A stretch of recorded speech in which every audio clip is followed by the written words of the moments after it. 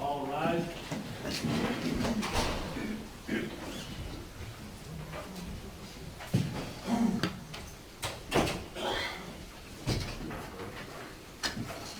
You may be seated. All righty. Mr. Michaels, are we ready to begin? Actually, you to Ms. Rex at this moment. We played a fast one on I'm you. telling you, switching them up on me. Your Honor, the defense would call John Sillis.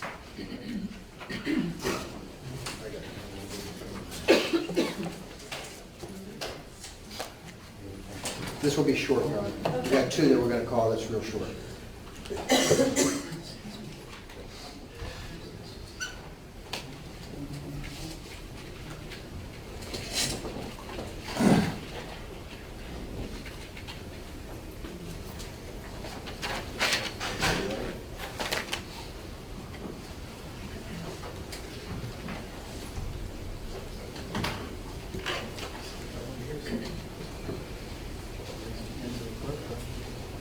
Do you solemnly swear or affirm that the testimony you're about to give will be the truth, the whole truth, and nothing but the truth, so help you God?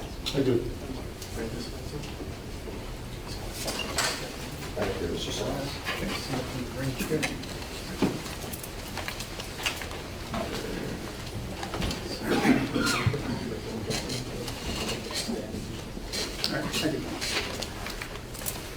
Good afternoon, Mr. Sillis. Good afternoon.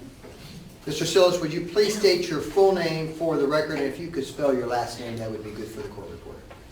John P. Sillis, S-I-L-I-S. Mr. Sillis, what is your occupation? Owner of Innovative Surveillance, LLC. And what is Innovative Surveillance? What is that? What type of company is that?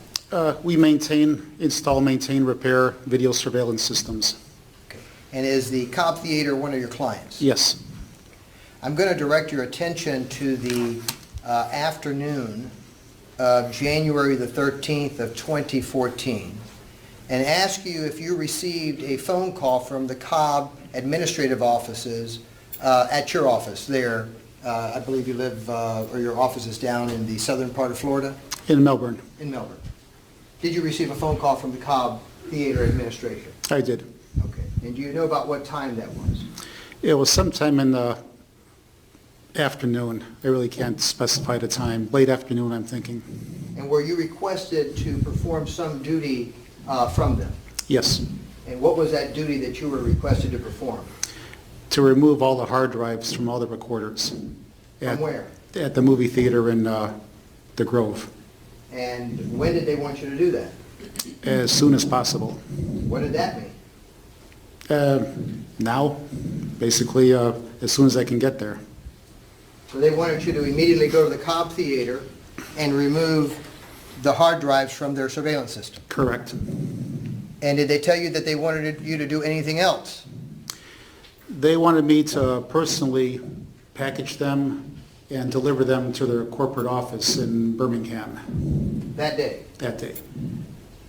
And so please tell the court what you did that day pursuant to those instructions. Your Honor, at this time, the state has an objection to the entire line of questioning to Mr. Sillis. I waited for the objection until the court could get a feel for exactly where we're going with this. My objection is relevancy under 402. Specifically, Mr. Sillis was involved in the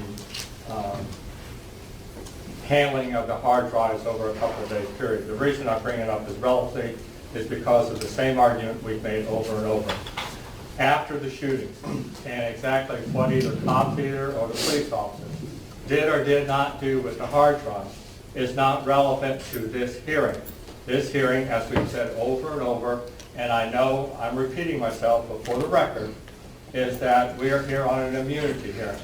And in this particular case, as a fact finder, it's your responsibility and obligation to determine prior to law enforcement getting involved whether or not the conduct of Mr. Reeves was reasonable. So anything that the defense may or may not like about how the police conducted the investigation has no bearing on your determination as to whether or not it was reasonable, because as the court well aware that the court only looks at what Mr. Reeves knew, what was in his head, what were the circumstances prior to law enforcement getting there. The other thing, Judge, as far as not relevant, we have already stipulated to the chain of custody and the authenticity of all the surveillance tapes.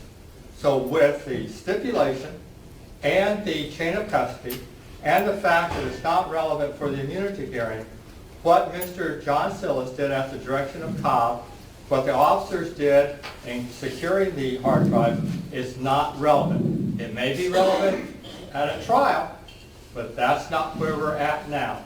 And I know the court, I know you're the fact finder and you can hear it and you have to hear it to make a ruling. But the bottom line is this hearing is being extended far beyond what was anticipated. Now it's encroaching on my time. And so if we're going to go down all this police investigation, we may as well set aside another week because we're not going to get done. So I have a relevancy on two issues. Thank you, Judge. Thank you, Mr. Martin. Response? Your Honor, I certainly respect Mr. Martin's argument. However, I will tell the court respectfully that he is 100% wrong in this particular case. And let me tell you why. What he wants you to do is just to consider in a vacuum what the witnesses that were in the theater at that time, in a darkened theater, let's not forget, in a darkened theater, in a theater that had previews that were blaring. That's all he wants you to consider. The problem is that in addition to considering that, he's going to be introducing evidence from his law enforcement officers that went into that theater after the incident, secured evidence supposedly correctly, retrieved evidence, and are going to be introducing evidence for you to consider in this particular case. This is not a pre-January 13th, 2014, 2 o'clock investigation. This investigation stemmed throughout the entire period of time. And there's going to be a detective, Aaron Smith, that's going to be testifying before the court. His responsibility was the crime scene detective. And any time you have an investigation, this court has to evaluate the competency of every witness, the ability of every witness to properly evaluate what they're seeing and then respond in this court as to whether it's contaminated, whether it's not contaminated, because you're going to be making a judgment throughout all of the witnesses on credibility. So this is not, hey, by the way, the shooting happened at January 13, 2014 at 1:27, and listen, let's forget about everything else of the investigation. I know why they don't want you to focus on the investigation, because I intend, by the end of this hearing, to show this court that this investigation was nothing short of a disaster. And that's our position. This witness will be testifying that the Cobb Theater had him go out immediately to get those hard drives. There was a police officer standing guard at that theater. He tells a police officer, I'm coming in to take the hard drives. He goes in, grabs the hard drives, takes the hard drives. That's the kind of security that took place at the Cobb Theater. He doesn't want that to come in, but it's highly relevant. Judge, may I respond? You may. Mr. Escobar just made my argument even more clear. The investigation was a disaster. Aaron Smith had responsibilities with the hard drives. If Mr. Escobar wanted to make that type of argument, he shouldn't have entered into the stipulation. We have already stipulated that the hard drives, regardless of how they were obtained, are authentic, and the experts can do their work off of those hard drives. It doesn't make any difference about what they knew about their arrest. This isn't a motion to suppress. This is an immunity hearing to determine whether or not Mr. Reeves' conduct was reasonable when he shot Mr. Olson. and has nothing to do with the police investigation. Now, the state is aware that the court has allowed the testimony regarding whether or not there was witness contamination. And that kind of makes sense, Judge, because you're going to have witnesses coming in and you get to judge their credibility because some of those facts, you're going to make a determination of whether or not Mr. Reeves' conduct was reasonable. So that makes sense that he would want to show and shed some light on whether or not there was contamination. But the whole rest of it, when we're talking about Mr. Silas coming in and what he was going to do with the hard drives and where they were going to go, it has nothing to do with your determination whatsoever. This is not a motion to suppress. It's not a motion to suppress evidence. It's an immunity hearing that they have the burden. And they have the burden to prove with evidence that is available. They can't prove by a negative. They can't say, this didn't exist, therefore you've got to show that his actions was reasonable. That's not the way it works. He stands in the shoes of a prosecutor now. Now he knows how it feels to stand there as a prosecutor, not have something that he doesn't want. It's his burden. So I explained to the court that we have an immunity hearing. It's separate and distinct. The rules apply, and it's not relevant at all as to what happened as far as the investigation, attacking the investigation. Did the cops keep sloppy crime logs? Did they secure the evidence record? We have stipulated to everything that was collected. It's coming into evidence. If he didn't want that stipulation, he didn't have to do it. He stipulated to all the evidence that he says was a disastrous investigation. That's the only way that it becomes relevant if he's trying to keep some of the evidence out that was collected at the scene. We've stipulated to it. You signed it. So that's why I'm saying now it is not relevant, and Mr. Silla's testimony is not relevant. Judge, first of all, let me, if I can, give the court a copy of the stipulation that Mr. Martin and I entered into, so that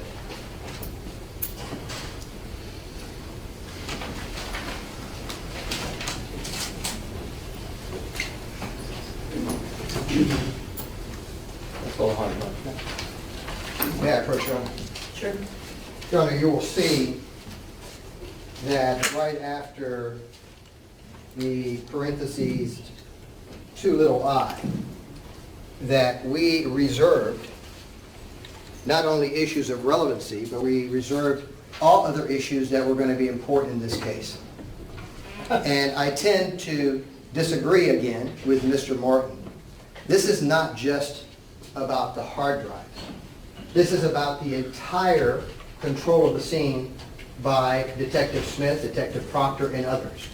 And so it doesn't work out where if we're bringing in Mr. Silas concerning the lack of control with the hard drives, that the court shouldn't consider the lack of control with the hard drives with the lack of control of everything else. It's circumstantial evidence to show that the second in command in this particular case, being Detective Aaron Smith, and the first in command as a homicide detective, failed to do certain things to give this court some comfort in what is being introduced into evidence and what is being, the testimony that is being provided in this particular case. We can't take this case in isolation. I know that's what they want to do, but we can't take it because we've got someone's life in our hands, and he has absolutely every right. I think the court knows the body of law concerning the defense actually providing cross-examination and evidence in a case like this. There is wide latitude because of our constitutional rights in these matters. And so I would tell the court it is extremely relevant. This witness is going to be very short because he's going to testify about the fact that he came, pulled those hard drives, was not about to go to Alabama himself, turned it over to somebody else, and he left. Of course, later on, he's also going to testify about the fact that he changed the entire system, all brand new DVRs and everything for the cop theater. Those are relevant issues. And he wants to pick apart and say, no, let's just talk about whoever was there, even though they've been contaminated, even though law enforcement didn't properly secure the scene, even though law enforcement didn't interview them correctly. Most of these witnesses had 3, 4, 5-minute interviews. You've heard from a plethora of witnesses already concerning the contamination. Tom Peck just testified. There was 40 people out there talking to each other. Well, did you hear any police officers telling them, do not say anything? Absolutely not. There's going to be a series of witnesses, one after another, that are going to tell you that. So is this relevant? It's highly relevant. It's to show that that investigation had no controls. There was an officer right there at the door, and they let this gentleman that they didn't know from Adam to come in, go to the particular hard drives, start pulling, not 10, but 15 hard drives from that system. And he doesn't want anybody to know. All right. Once again, we probably have spent far more time arguing about this issue than this witness would probably testify. I certainly understand the state's argument.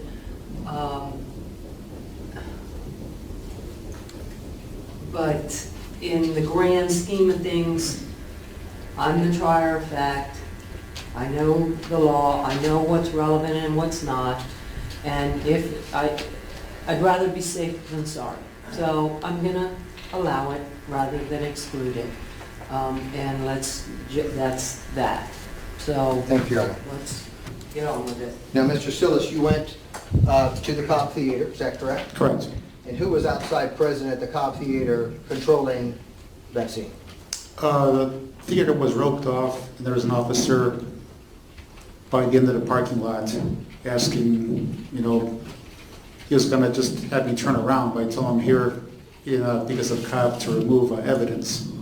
And then he let me in, and I talked to the Cobb rep on site, and went out from there. Did you show that officer your ID? He didn't request one, but Okay. he would know who he was anyway. So you entered that crime scene, and tell the court where you went. Right up to the upstairs where they have all the DVRs in their little server room. Okay, and who went upstairs with you? One of the theater managers. Any law enforcement officers went with you? I do not think so. And so what did you do up there in that room? Basically just open up all the computer cabinets, took out the hard drives, packaged them up, and prepared them for shipment. And they told me that someone from Cobb is going to be here in a short time to get them.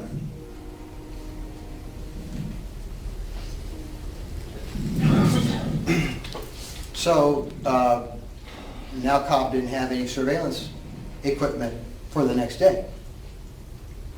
Correct, but they were closed, I'm assuming. What about the next day? I don't know how long they were closed. Well,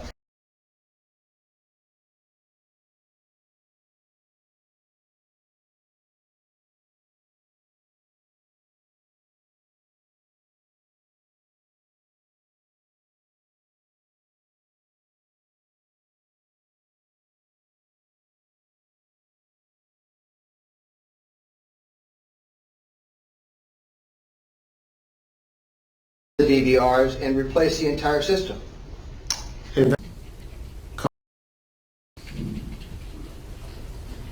The empty ones? Yeah.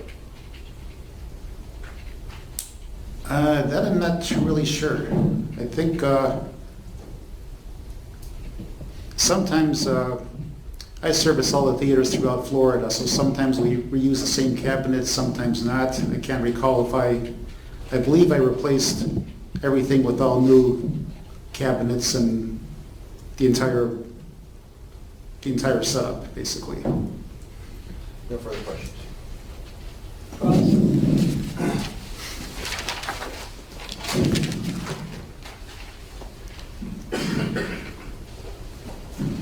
Mr. Sillis, Cobb Theater called you because you built those systems, right?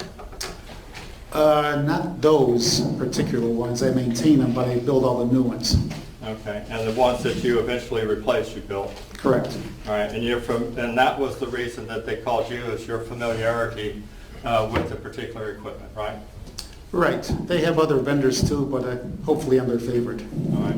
Now, the particular equipment that is in the room that you described on direct examination, Mr. Escobar kept referring to it as a DVR. Right. Is that the correct terminology? Yes. All right. How many hard drives are in each DVR? Each DVR at Cobb has 3.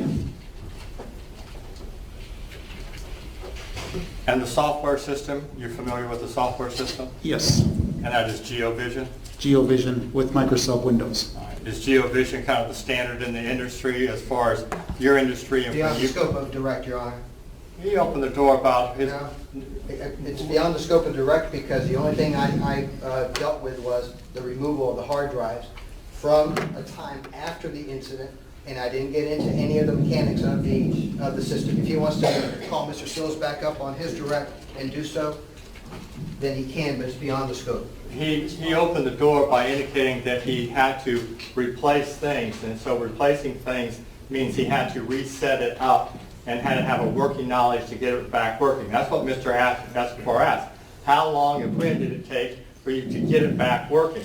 I have a right to explore how we got it back working, not only by the installation of the hard drives, by the initialization, I can't even say the word, by resetting the software that's in it and knowing how to reset it and what he had to do. I have a right to go into that now. Judge, he didn't do anything with the system that he took the hard drives out of. He replaced the entire system. The only thing he did was take out the 15 hard drives, left the system that was there, came back, gave a loaner, which is a completely different item, and then came back, took the original system and replaced it with a brand new system. If he wants to, I guess, talk about the brand new system that he put in 2 weeks later, that would certainly be irrelevant, but that's about the only thing that he can do because the direct is the direct and he can't go beyond my direct. I don't know what your question was. Could I offer this suggestion to the court? Mr. Sillis is from Melbourne. You have the power as far as presenting the presentation evidence. Allow me right now to take him as my witness so that he doesn't have to drive back. I'm standing here ready to go. Mr. Sillis is right there. This would be safe for the time for the court, and you have the authority to allow me to do that if you're so inclined. And that way, I'll just ask direct questions and I'll be done in 10 minutes. Judge, if he's going to take him as his witness now, I don't have a problem with that. I don't want to inconvenience Mr. Sillis or the court. But it's going to be his witness now. That's the only thing that I would say. I would still stay with my objection if he's going to do cross. But if he's going to do now a new direct with Mr. Sillis and he wants to take Mr. Sillis now on that limited area, then I'm okay with it. Now, if he's going to get far afield, then he needs to go into his own case and do it sometime later on because we've got a flow of information here as well. All right, for a witness that was supposed to be very irrelevant, we're certainly having a lot of questions. I mean your testimony, Mr. Sillis, not you.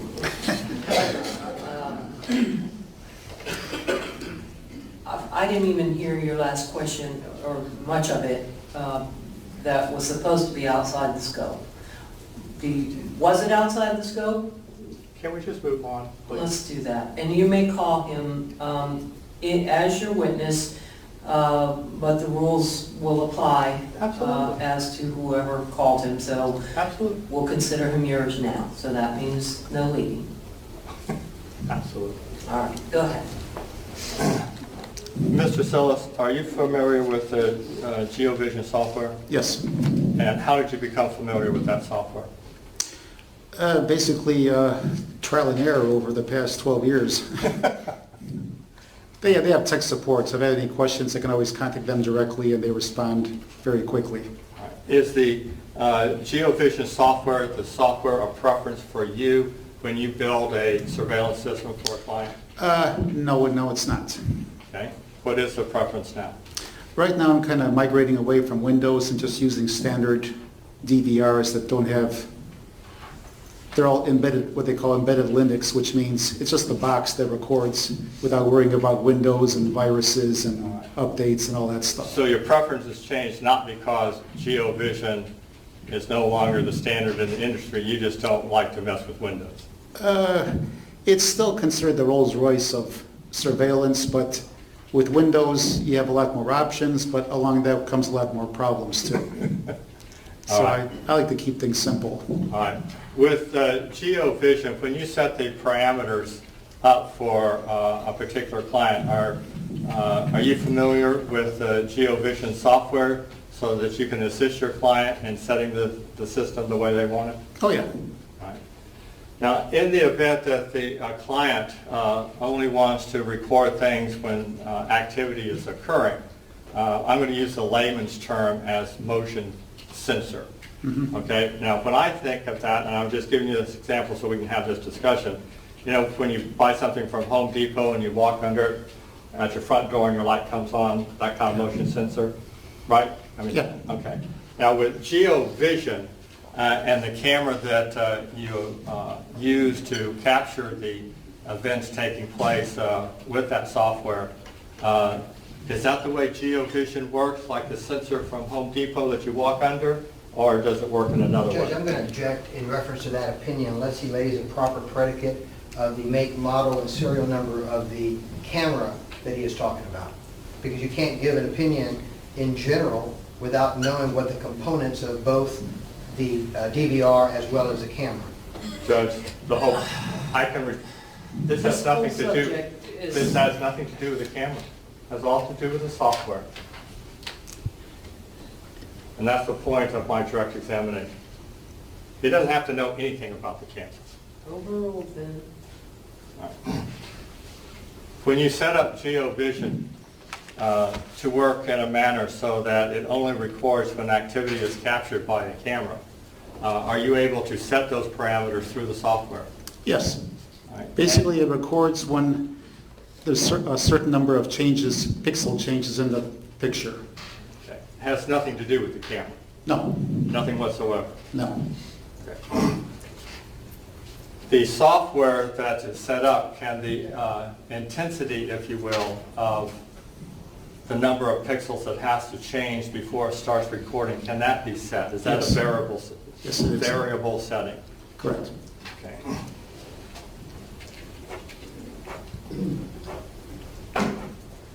The GeoVision software at Cobb Theater, is that the same software that you and I have just been talking about? You may not know the version, but that feature, the software itself, determines when to record by the changes in pixels. Correct. Okay. Nothing else, thank you. No redirect, Your Honor. Okay. Or no cross either. Now this witness be released. Yeah, this witness can be released, Your Honor. Thank you, Mr. Sillis, you're free to go. Thank you.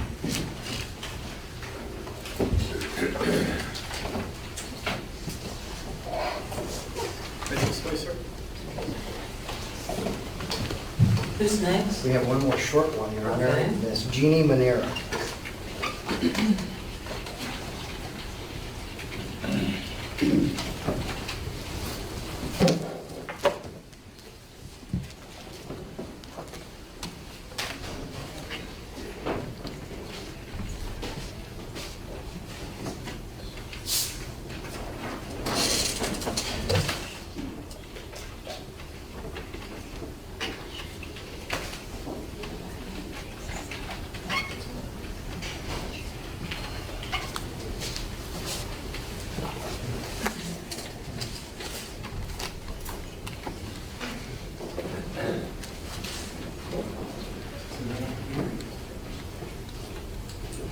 Raise your right hand for the clerk.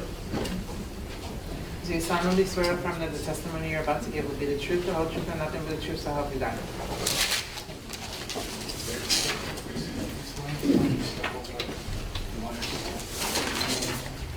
Just here, sir. Just right up to get to that green chair there.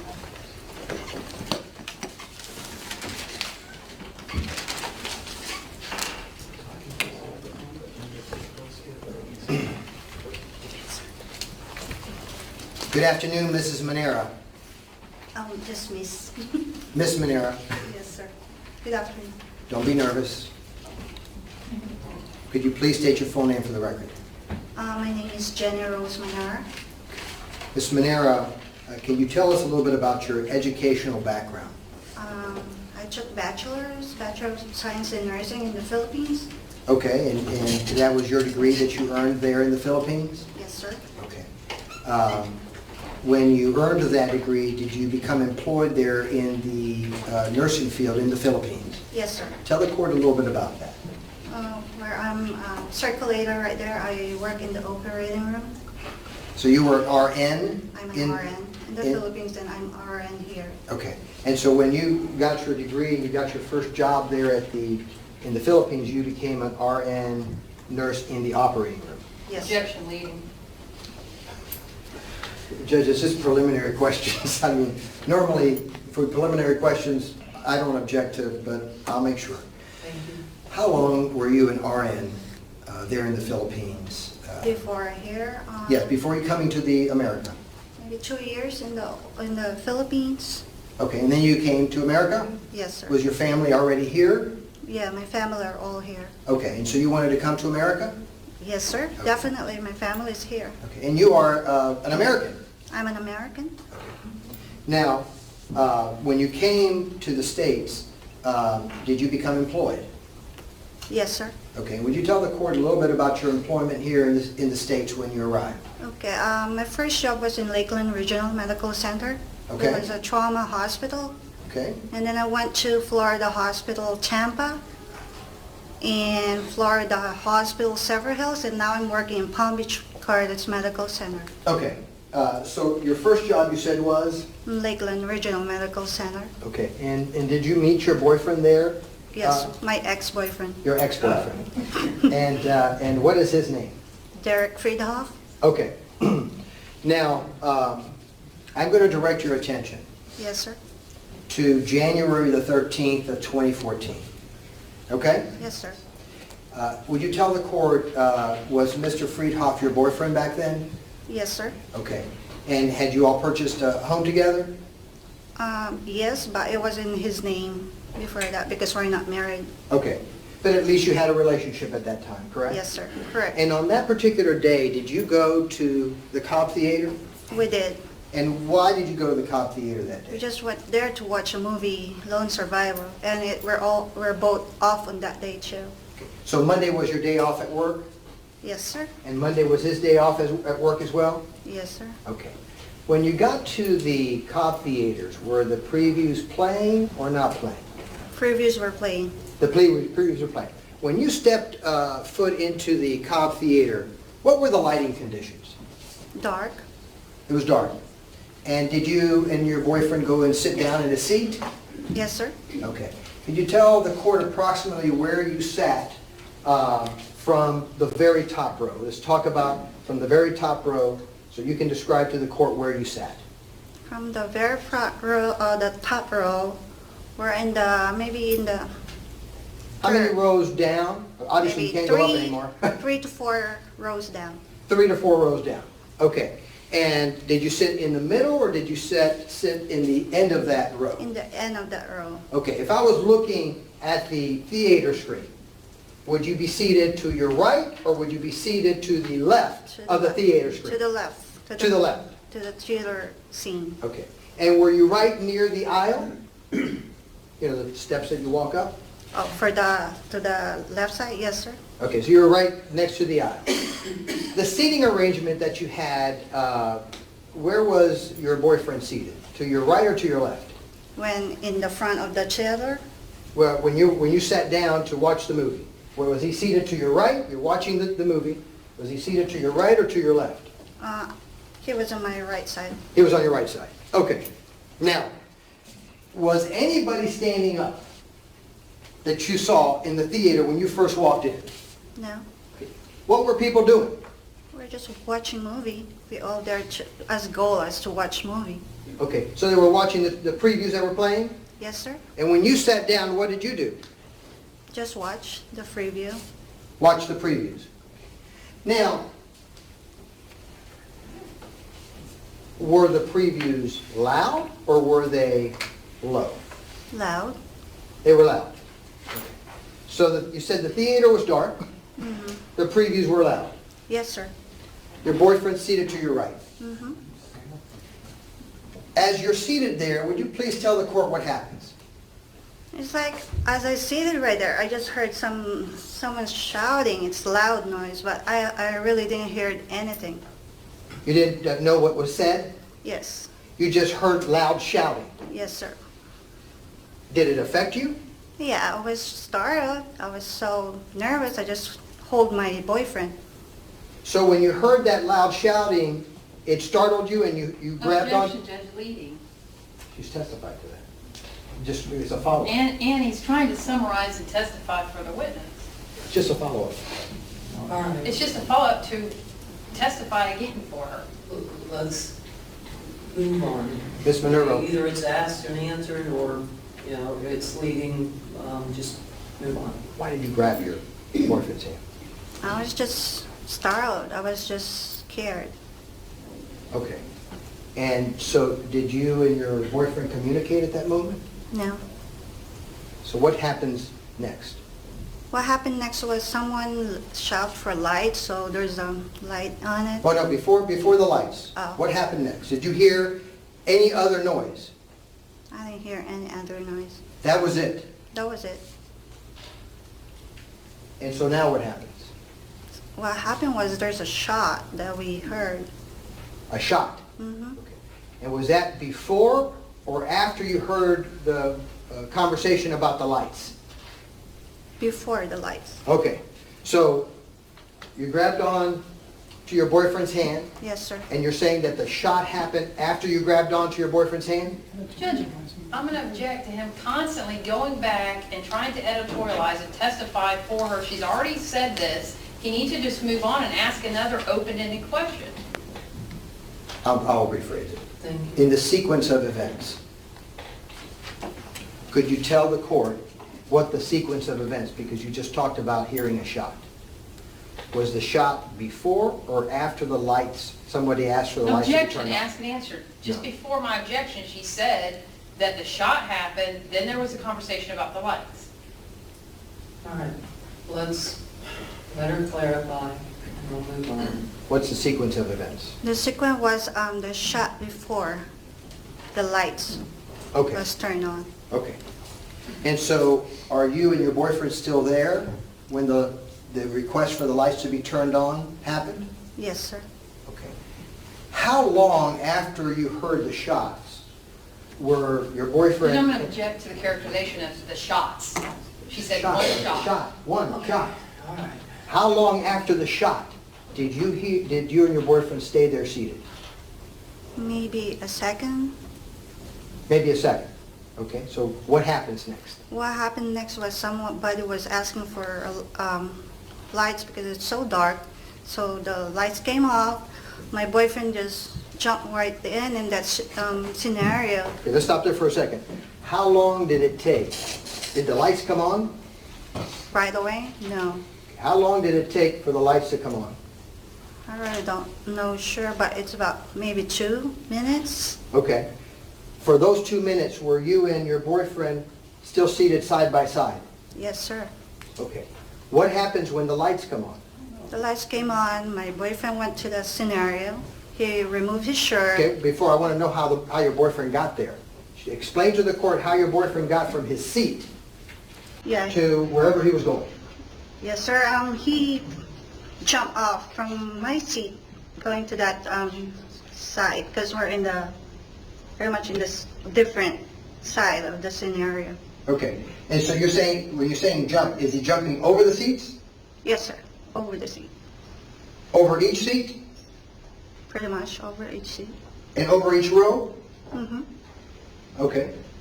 And so where does he go? He went to where the patient fell and just grabbed his shirt so that the bleeding will stop. He used his shirt. Your boyfriend did. My ex-boyfriend did. Ex-boyfriend, sorry. You're still seated? Yes, sir. Because I'm very scared. I'm traumatized. I'm there. Okay. Do you ever get up out of your seat?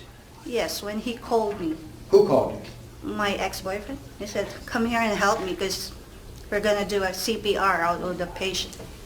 Okay, so what I want you to do is I want you to tell the court, explain to the court, how you got from your seat to wherever you went. I just walked the normal way. Did you walk From- up the Yes, stairs? to walk up on the stairs, going to the other side because we're in the left side. When you walked up the stairs, what road did you select to go across? Just straight and go up, and then it's about 3 from the up. It's about 3 down, 3 sit down. Okay, but if my mathematics is correct, you then went to the second road Yes. from the top? Yes, sir. And did you turn left? Yes, because we're in the other side. And so now, where you're going to where Mr. Olson was? Yes, sir. Okay. Now, when you were walking down that second row, what are you able to see in front of you? All of the people, Okay. they're all stand still or seated. Pretty much they're shocked too Okay. and scared at the same time, just like me. Okay. Did you see Mr. Reeves? Yes, sir. Okay, and where was Mr. Reeves seated? I think it's in the upper corner Okay, with his wife. with his wife. Okay, and what did you see? Describe what you saw of Mr. Reeves. He's calm. He's just sitting right there. What is he doing? He's doing his head like that. Okay, well, you got to show the court because it's important for the court to see what you saw him doing. He's just sitting and then he's like doing like this. Pretty much he's traumatized or he's calm. He's calm sitting right there though. So, Judge, I apologize. Her head was down away from the mic, and I had absolutely no idea. Oh, I'm sorry, sir. All I heard was something, maybe trauma. I don't know. What did she say? He's calm sitting in his chair. Okay, and so what do you go do then? Hmm? What do you do? You see him? Is he a young man or an old man? Old man. Okay. And so what do you go do? Your ex-boyfriend, I remember that time, had called you. What did you go do? I went to help him and check the pulse because How far were you from Mr. Reeves when you went to help your boyfriend? pretty much maybe 10 feet. Okay, you tell me how close Mr. Reeves was. I'm just going to walk to you. You tell me when to stop. Maybe right there. Okay, well, I'm going to come to you. You just tell me when to stop. Okay? Right there. Right here. Okay. And so you were that close to Mr. Reeves. Did you hear him say anything? No, sir. How long were you there in that position helping your boyfriend? Maybe 10 minutes to 15 minutes. During those 10 to 15 minutes, did you hear Mr. Reeves say anything? I didn't hear anyone saying anything. You didn't hear Mr. Reeves say anything? No, sir. Okay.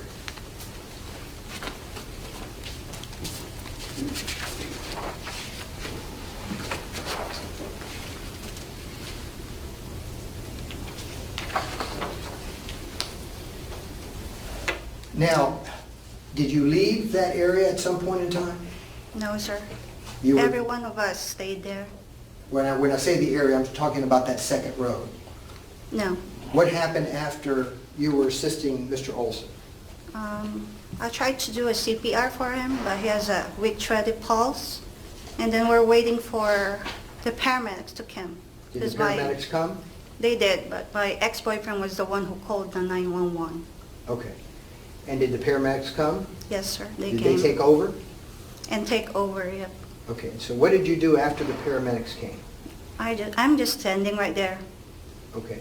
Did you leave that area at some point in time? No, Did you ever have any discussions with some law enforcement officers? no. They just told us to stay and let us go to a same area for all of us Okay. who stayed there, What was that area? in the lower portion of the cinema. Okay, so do you know who the officer was that told you to go to that lower portion of the cinema? No.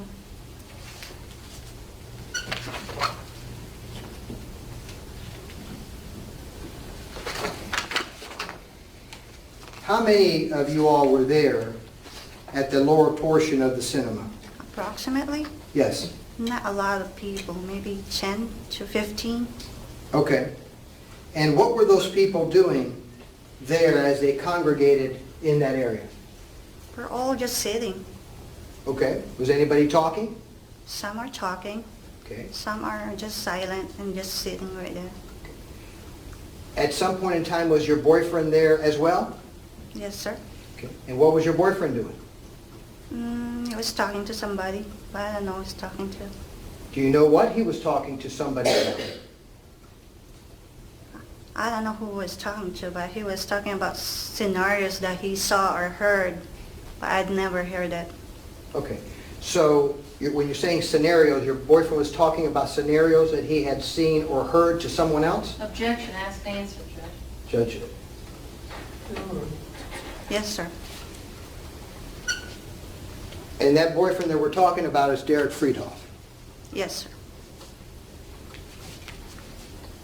Now, at any point in time, did a police officer tell you that you could not discuss what you saw at the scene with anybody else?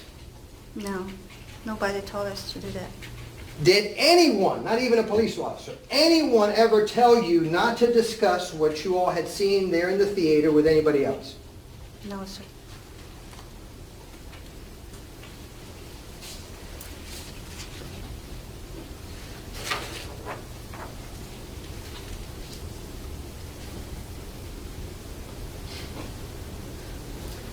Did you fill out a statement form Yes, sir. there in that same group that we've just talked about? Yes, sir. And were other people in that group also filling out the statement form? Yes, sir. Every one of us.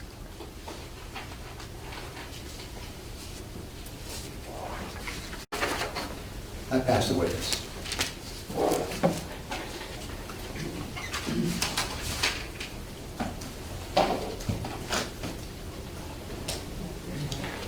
Thank you, please, Mr. Escobar. Good afternoon, Ms. Manera. It's Jenny, right? Yes, ma'am. Okay. Good afternoon. How are you doing this afternoon? I'm good. How are you, ma'am? Good. Now, you had indicated that you entered the theater during the previews. Do you recall what time it was? I can't guarantee what time it is, but Do you even remember what time the movie was supposed to start? it's supposed to be afternoon. That's what I remember. What time? I don't know. Okay. Do you remember what day of the week it was? It's Monday. And when you got in there, you were able to see people as you were walking in, right? I do. Okay. You could make your way up the steps. They were lit, correct? Yeah.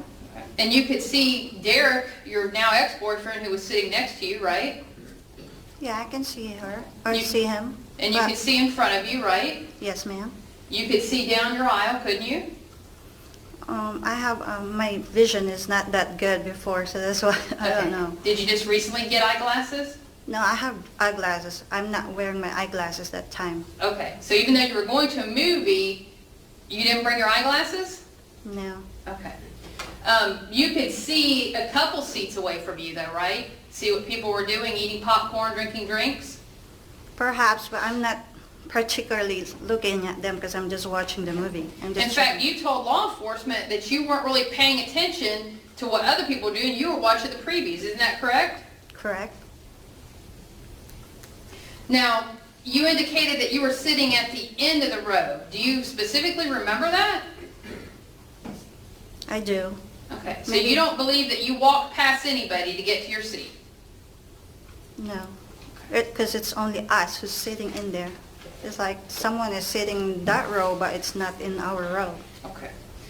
And you indicated that you heard something, but you don't know what it is. Yes, And ma'am. you don't know where it was coming from, do you? No. You said you heard something about turning the lights on, correct? Correct. And you testified that it took about 2 minutes to turn the lights on?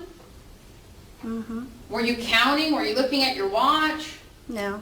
In fact, you weren't really paying that close of attention. At that point, you were No. talking to Derek, right? Agree. Okay. So when you say 2 minutes, you didn't count it, so it could have been less time than that, right? Perhaps, but someone is just saying, let the lights on. Okay. How many times did you hear somebody say lights on? Pretty much twice. Okay. So shortly thereafter, the lights came on, correct? Maybe a minute or something. Okay. So it really wasn't 2 minutes. It was more like a minute, right? I can't really guarantee how much longer because I'm not paying attention my, Exactly. So when you say 2 minutes, that's not really accurate, is it? I don't know, it's more or less, but it's Okay. very much. You like can't that. give us the parameters of Yes, 15 seconds or 120 seconds, right? agree. Okay. Now, you indicated that you walked up the stairs, correct? Yes, ma'am. Okay. And this was after Derek had jumped over, Yeah, he went The to. row of seats, yeah, right? He went there first. and you indicate now that you're at the very end. So you're on, if we were standing up looking at the theater and you're trying to pick your seats, you're at the right side of the theater, correct? Correct. Okay. And where Derek ended up going to work on Mr. Olson was on the left side of the theater, isn't that correct? Correct. Where did Derek jump over the seats? Right there at your seats? Yes. Okay. And then he ran down that Yes. aisle? Now, you were paying attention to Mr. Olson, correct? When you were watching Derek take his shirt off and try to stop the bleeding? Because you both are trained in this type of medicine, right? You're in the operating room though, right? Correct. For the majority of the time? Yes, ma'am. I feel better that I'm not the only one that's done that twice. That's why it came off so easily. In any event, you've been trained to this, so your activity is on the patient, right? Correct. Okay. And you indicate that you happened to see Mr. Reeves. I did. Okay. How long did you look at Mr. Reeves if you're trying to save Mr. Olson's life? Well, because it's like, it's really, in the cinema in that time is really off, it's only maybe 15 persons right there, so you could probably see everyone, but I really don't know who's the shooter. But when I'm walking, I just see someone, old guy right there, sitting calmly. Okay. Did you see another gentleman standing next to the old guy? No, So you didn't see somebody walk down and take control of the firearm? no, I didn't see that. You're not saying it didn't happen, you just didn't observe it, correct? Correct. So when you say that you were there for 10 to 15 minutes, again, you can't really give us a time frame. How long do you think you've been testifying now? I don't know, perhaps, maybe Without looking at the clock, how long have you 15 been minutes? testifying? Is it 15? Okay. 15 minutes? So you're not really sure that it was 10 to 15 minutes that you all were sitting there working on Mr. Olson, correct? Correct. You weren't timing it, you were trying to save his life, right? Yes, correct. And you indicated that you were paying attention prior to hearing the shot, you were paying attention to the previews, right? And once you got out of your seat, you were paying attention to Chad Olson, correct? Yes, correct, ma'am. Now, you don't recall talking to a law enforcement officer on scene that day? After? Yes. I think someone talked to us, but they just asked us to fill a form. So the only thing that you think happened was you filled out the form? Yes, And you filled out the form based upon what you saw, Yes, correct? And what you heard, Correct. right? Not what Derek might have said, correct? Correct. You wouldn't do that, right? I won't. Okay. And in fact, what did you do with the written statement after you filled it out? We just give it to the officer. Okay. Do you recall if the officer was male or female? I can't remember. Male, perhaps? Male? One or the other. I mean, you're just guessing, right? You don't remember, correct? I can't remember who's.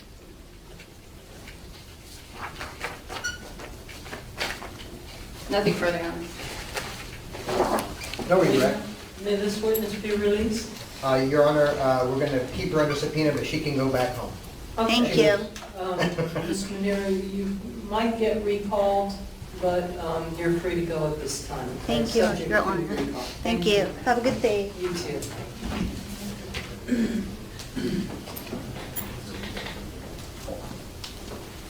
Who's next? You just have one moment, Your Honor.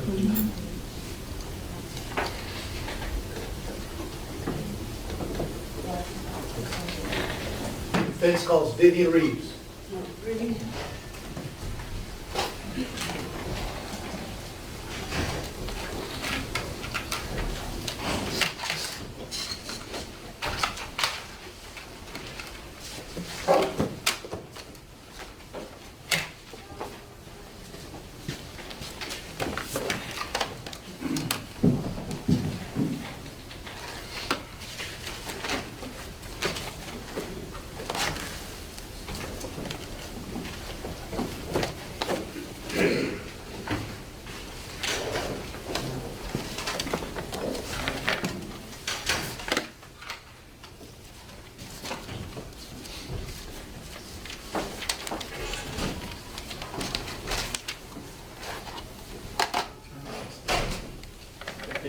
Do you solemnly swear or affirm that the testimony you're about to give will be the truth, the whole truth, and nothing but the truth, so help you God? Yes.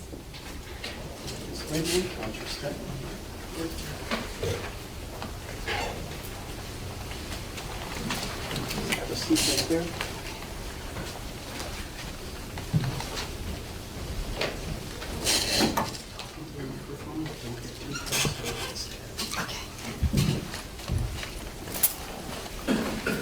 Go ahead, Mr. Michaels. Good afternoon, Mrs. Reeves.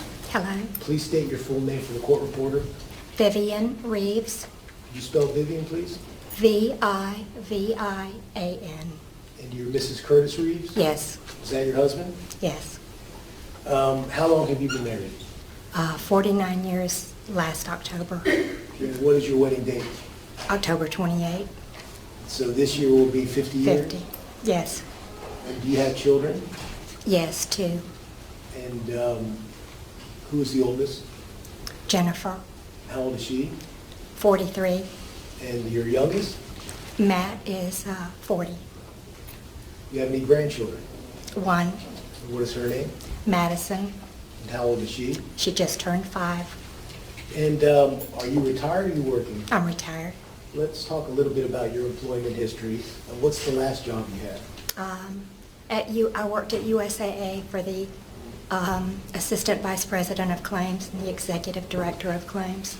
And how long did you work at USAA? 13 years. Before that, what did you do? I taught school for a few years, And where did you teach school at? Lutz Elementary. Let's get a little background about your early life with your husband.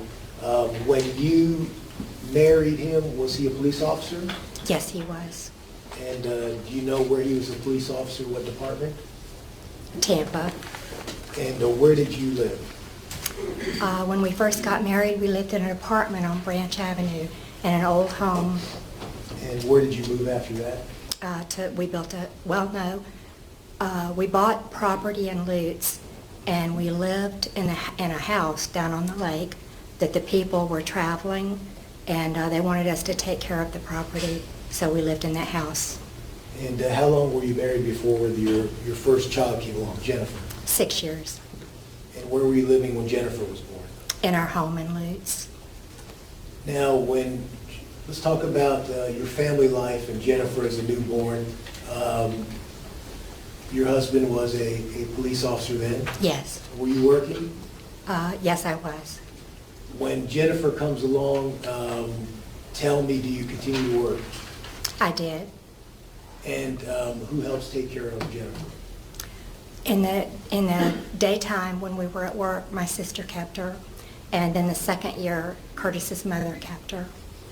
Now, when Jennifer was a baby, what sort of father was Curtis, was your husband? He was a wonderful father. Excuse me, Judge, I'm going to object as far as relevancy.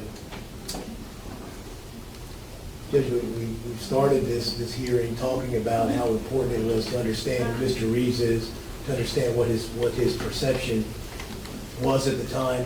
The state's objected to anything after that particular day, which I still don't agree with. However, now we're talking before that particular date, and I think we're just getting some background information. I think it's important for the court to hear what sort of father he was, what kind of person he was, and I think if we get the bigger picture, I mean, the state, I know, and I appreciate Mr. Martin's argument that it's a snapshot in time, but truly, Judge, this isn't a snapshot. This is a movie, if you will. This is a long movie regarding his entire life to know who he is, and that's what the law requires, and we have the burden of proving that he was justified, that Mr. Reeves was justified, and so therefore we should be granted some leeway to have the court understand exactly who Mr. Reeves is. The rules allow for an accused to put forth testimony regarding his character as long as it pertains to a trait that has something to do with the crime charge. where are you getting at with this line of question? I think Mr. Martin's comment, in terms of his opening statement / argument, was something to the effect of, and I'm sure he'll correct me if I'm wrong, and I apologize if I'm wrong, but the characterization was essentially that Mr. Reeves was a former police officer who didn't get his way because he's a person that's used to being in authority and therefore overreacted and didn't act properly and therefore wasn't justified. So this is relevant to certainly show that wasn't the type of character. Essentially, the testimony is going to be that he was a guy who left work at work. And so if we're saying that he's a man who left the police force with the police force upon retirement, then I think this is relevant to show that that's the bigger picture, and that's relevant to show his character in terms of he's not as he's being characterized by the state in this case. Any further argument? Yes, Judge. The character evidence that is relevant in an immunity hearing deals with the elements that are at issue. It's no different than any other type of self-defense case. Judge, there is no leeway for the defense. The only time there's leeway is in a death penalty case, and we've heard it over and over. Death is different from the courts, and we get leeway. This is not where we're at. And I provided the court with the case law that's indicates that all the rules of evidence apply in this particular case. And so in this particular case, we're having an immunity hearing. What is relevant is those issues related to a self-defense type argument, and character relating to that might be relevant if they can link it up. But right now, what Mr. Michaels is asking for is to put on character evidence to show that in the way future, he acted in conformity therewith. And that's where we have the problem with believing the evidence. So I still object to this line of questioning. And the problem that we have, the thing that makes this kind of hearing a little different is because we're putting the trier of fact in the shoes of Mr. Reeves. If we're not allowed to have testimony regarding exactly who it is filling those shoes, then it's problematic, and he's not, frankly, getting a fair opportunity to present his defense. All right. As far as leeway goes, the only leeway I'm going to allow is testimony that would indicate something to do with whether or not Mr. Reeves was a peaceful man, a patient man, something along those lines. Okay. And I gather that's where you were going with that. And Judge, just so that your ruling is clear to the state, we're talking about the proper way to present that is reputation within the community and not specific incidents. No, that's incorrect. The rules allow for an accused to bring that type of testimony. At a trial. I'm not allowing. Thank you, Judge. Okay, let's talk about, Mrs. Reeves, about your husband in the early years. You knew he was a police officer. You've already testified to that. Was he a guy who would bring work home with him? In other words, would he come home saying, "Oh, today I was out there catching bank robbers," or any of that sort of thing? No, he didn't bring it home. When he was at home, did he, in terms of his relationship with his daughter, was he a caring person? Oh, yes. There is nothing that he wouldn't do beneath him to do for his children. He changed diapers, he did everything. Was he a peaceful person at home? Yes. Did he lose his temper when Jennifer was a child at Jennifer? Not that I remember. Did he lose his temper against you? No, Was he ever violent towards you? never. Are you aware of him in the early years when Jennifer was a child ever showing any characteristics of violence No, or aggression no. or impatience?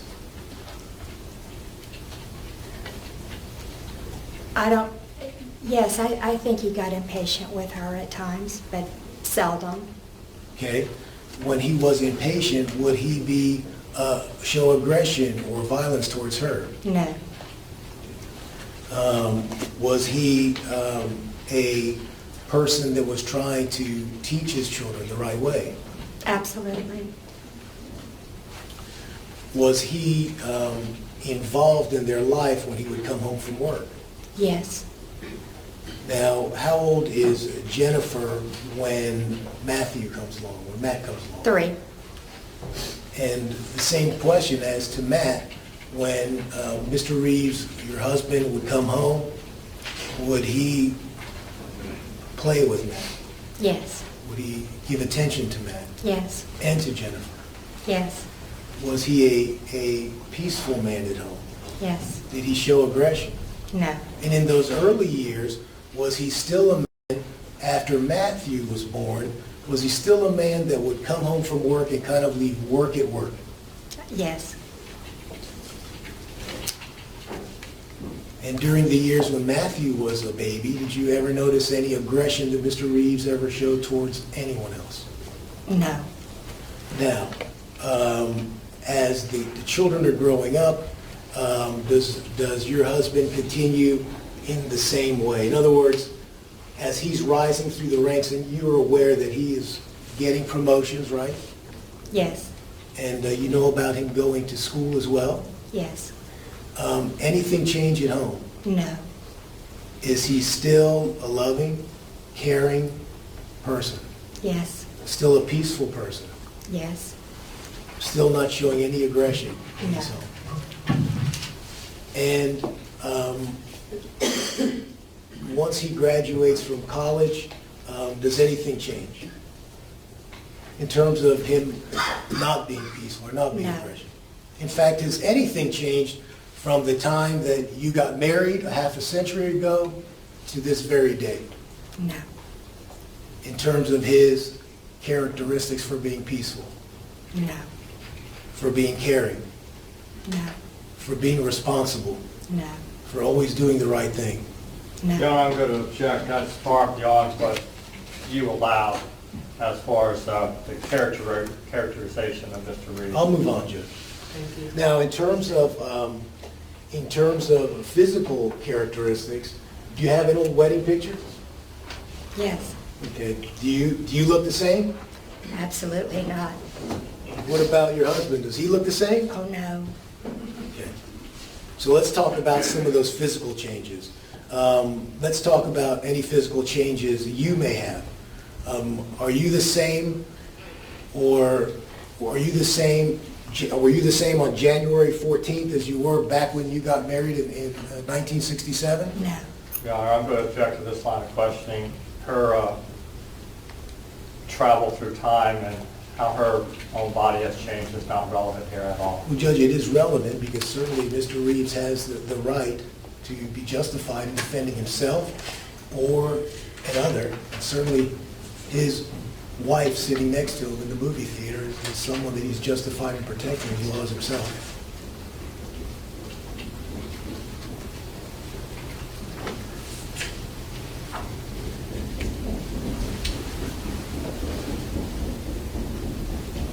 And again, it goes to Mr. Reeves' mindset and his perception. If a person who's 70 years old is sitting in a theater, next to them is their elderly wife also sitting in the theater, and that person has some maladies or weaknesses or some fragility, certainly that's going to color the individual's perception into whether or not he needs to act in a certain way to defend himself and to defend his wife. All right, I had a question of that early on with the first witness's character trait being described, one of knowledge of impending frailty or one for peacefulness or both. Mr. Michaels, I'm sorry, Your Honor. what character trait are you attempting to elicit from this line of questioning? Frailty of both Mr. Reeves and Mrs. Reeves.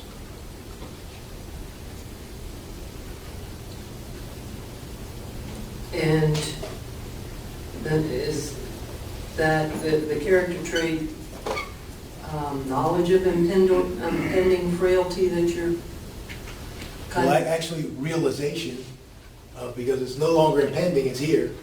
Realization that on that day, on January 13th of 2014, that she had a realization that she was frail, that her husband had the same realization as he sat next to her in that dark theater.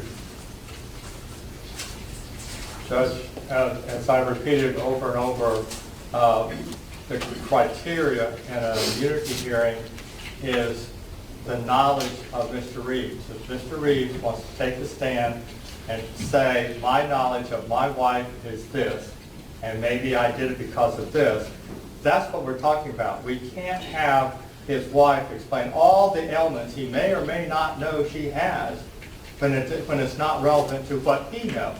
Only thing is relevant is what is in his mind. We can't impute or assume by witnesses testifying that I have A, B, and C that he knows it. He has to take the stand and say what's in his own mind. So it's not relevant for Mrs. Reeves to sit there and explain all her ailments in this particular setting. I think that we can be secure, and Mr. Escobar will correct me if I'm wrong, I'm sure we can be secure in the fact that Mr. Reeves will indeed be testifying at this hearing. There's no question about that. And that might be true, but his knowledge may be more or less than what we're going to hear from the stand. So what we're doing here, we can't have our cake and eat it too. If Mr. Reeves is going to testify, great. I'll handle it when Mr. Reeves testifies. But Mrs. Reeves cannot say, I have these infirmities, and we impute that to Mr. Reeves. Because they may change their mind and he may not testify. I can assure the court that there is no way that I could keep Mr. Reeves off the stand. He will be testifying in this immunity hearing. All right. That's not for my consideration about this witness anyway. To the extent that her testimony leads to that sort of character trait, which is, I've determined is part of the defense's theory, and in light of the witnesses who have testified already, I'm going to allow it. I'll overrule them. So tell us a little bit, Mrs. Reeves, about how your body and your abilities have diminished over the years from when you were married up until January of 2014. I have arthritis in my hands, and it was in my knee, and I had a knee replacement 3 years ago. And I have a nodule in my lung, and my pulmonologist sent me to Moffitt. Yeah, I'm going to object. We can't have a lay witness come in and give medical terms that I have this, as some doctor told me. She can say, my hands hurt, but she can't give the diagnosis that's a lay opinion that's not appropriate. She can explain all her ailments and how she feels, but she's not a doctor. I'll be happy to go through them all one by one, Your Honor. So I'll begin the questioning again. Okay, Mrs. Reeves, you said that you have arthritis. You're not allowed to say that. Do your hands hurt? Yes, they do. Okay. And show the court your hands, if you would, please. Okay. And they hurt when you do what? I can hardly open jars or bottles. I wore a brace on my hand, but it's doing better now, but I wore a brace for a while. They're weak. And what about, do they get stiff? Yes. Do they hurt when it's cold out? Yes. Okay. How about your hips? We'll work our way down. How are your hips? They're good. All right. What about your knees? You have pain in the knees? I have pain in the knees. Okay. Now, you have one knee, without saying what happened to it, that you had to go see a doctor about, right? Right. And did you have to go to the hospital for that particular knee? Yes. And when you went to the hospital, did they knock you out at some point? Yes.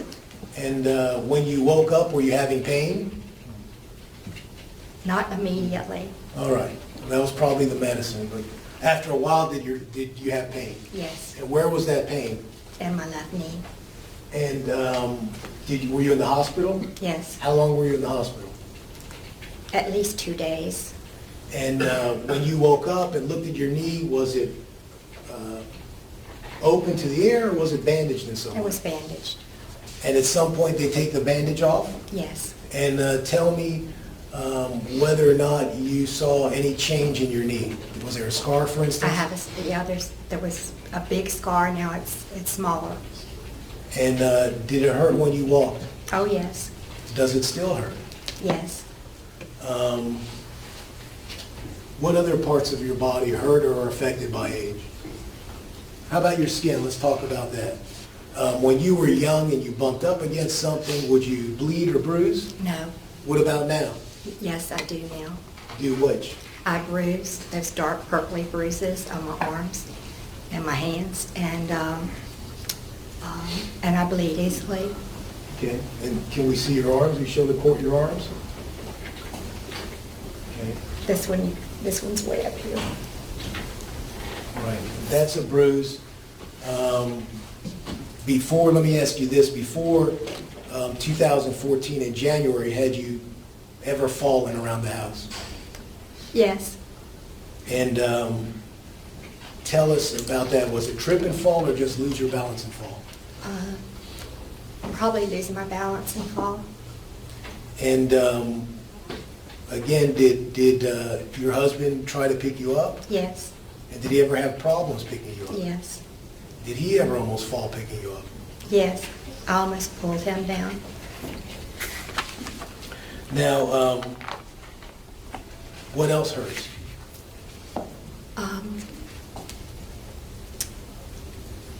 I cough and it's hard to breathe. Okay. So you have problems breathing? Yes. And have you had to go to a doctor regarding that particular complaint or Yes. problem? And did you go to Moffitt Cancer Center for them to examine you in some way? Yes. And did you start involving yourself in a kind of an exercise program of some sort? Yes. And is that because you were preparing for some sort of surgery potentially?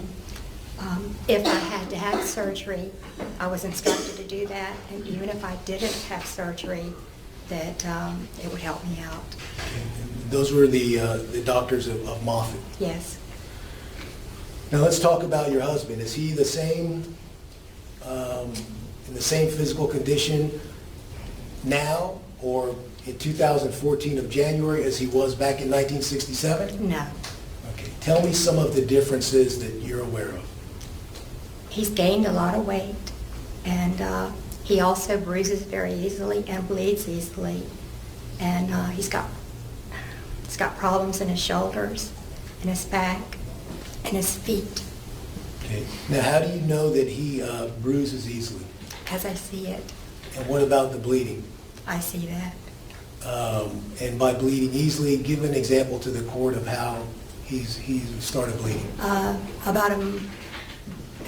The last time was about probably a month ago. Let's talk about before 2014. Oh, okay. Just if he sticks himself, like picking up limbs or doing anything, he bleeds, and I put something called wound seal on him. Okay, is that what you use for yourself as well? Yes. Now, when he was younger, did he used to run? Yes, he did. And when did that stop?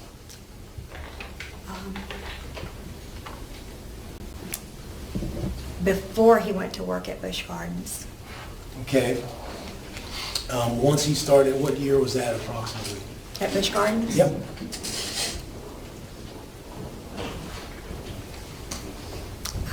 It would be about,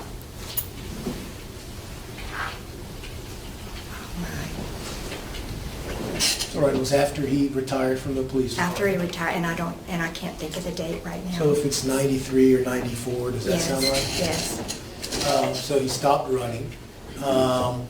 And did he start wearing any kind of apparatus that you noticed for his back or anything like that around the house?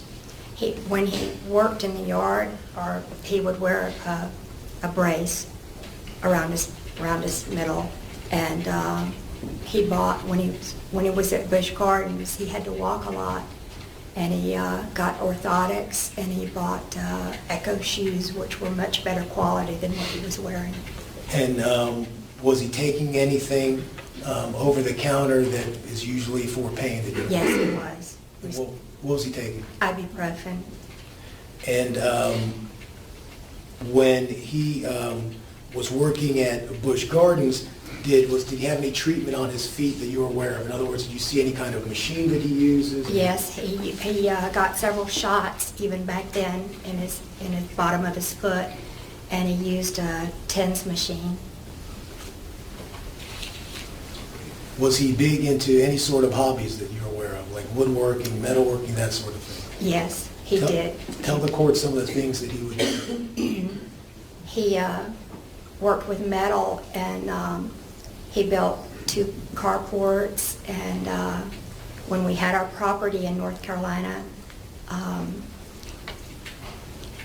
he put sides onto the little pump house that were metal, and we put together a big metal building, like a barn. And he did woodworking. He's built a lot of things out of wood, swings, banks. How long ago was that? Was it last year, was it? No, Was it 10 years ago or more? 10 or more. What about around the house? Now, after you moved from Lutz, you moved to Brooksville, is that right? Yes. And why did you build such a big house there? I was hoping for a lot of grandchildren. Okay. And if it's a big house, there must be a lot of upkeep. Who does the upkeep around the house? My son has to help out a lot. Now, when you first moved there, how long have you been there? Let me ask you that first. I think 12 years. When you first moved there, was your husband able to do a lot of things around the house? Some. We've got a lot of oak trees, and to clean the gutters, it requires you to get on the roof because we don't have a pool, but there's a screen cage over the patio. And I think he did that the first year, and then he just couldn't handle getting on the roof, so Matt's our maintenance man.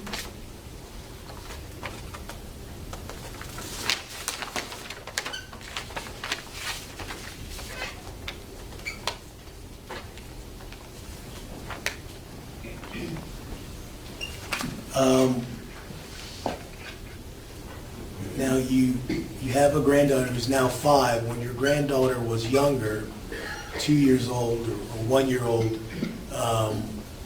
would your husband get on the floor and play with her? Some, yes. Did he ever get stuck where you had to go try to help him? Yes.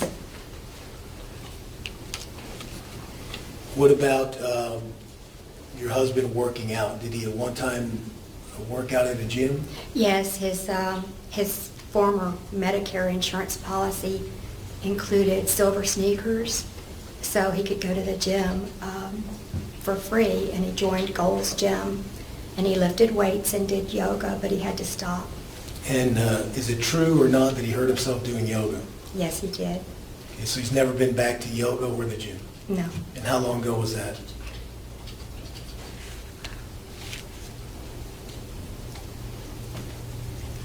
Let's see, maybe 8 to 10 years ago. Okay. True or false, one of the reasons your husband retired from Busch Gardens was because it was difficult for him to be on his feet so much? True.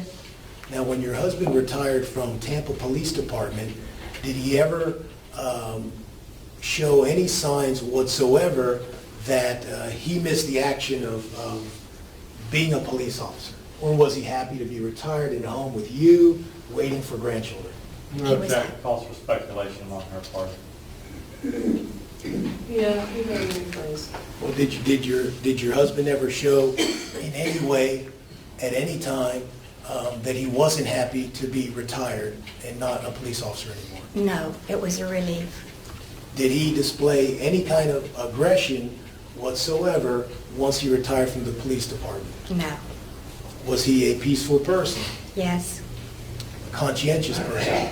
yes, A responsible person? yes. All the things he was, Excuse me, Mr. Michaels, I have an objection.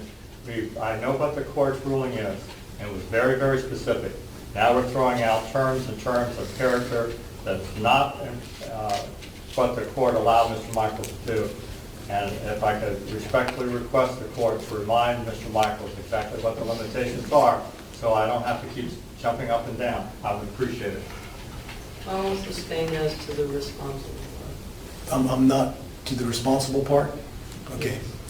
So, your husband was a caring person? Yes, His characteristic was one of a peaceful person? yes, A person who wasn't an aggressive person? no, Now, you're retired, Mr. Reeves, your husband is retired, and now a grandchild comes along. Do you decide to care for that grandchild? yes, I wanted to keep her, and I knew that Curtis wanted to travel some, and he came to me one day and said, I think we should keep her for a while. So we canceled the trip we planned out west. And your granddaughter has been with you in your house ever since? No, she came to live with us when she was 1. Okay. And so she lives with you now on at least a part-time basis? Part-time.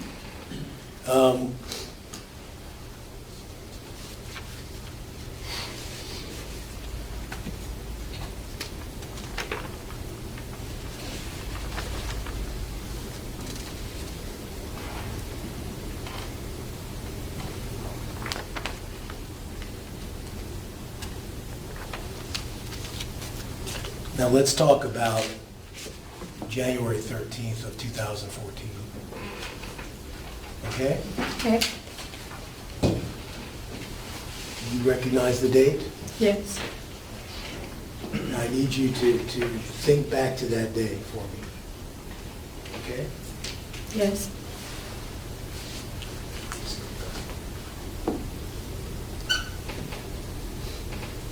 You went to a matinee? yes. Okay, tell me about that. Why did you go to a matinee? When we went to the movies, we usually went to the matinee. I think it's cheaper. And my son and Curtis had read the book Lone Survivor, and they had come home from a archery hunting trip, and it just kind of spurred the minute. I think they wanted to see the movie, and I wanted to go because it was based on a true story. And so, tell me what happens. Who drives to the movie theater? Curtis drove. And are you with your son, Matt? No. Okay, what are the plans for Matt? He was going to meet us there. Do you know what time you get to the movies?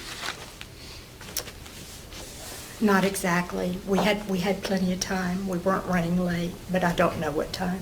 So when you get to the movies, imagine you get a ticket and go inside. Yes. What happened once you go inside? Where do you go? The concession stand. And who goes to the concession stand? Well, we both walked over to it. You and your husband? Yes. And where do you go at the concession stand? What do you buy? Oh, popcorn and a drink. Now, once you buy the popcorn and the drink, where do you go? I go to the restroom. Once you come back from the restroom, where do you go? Into the theater. Okay. Bob, would you please?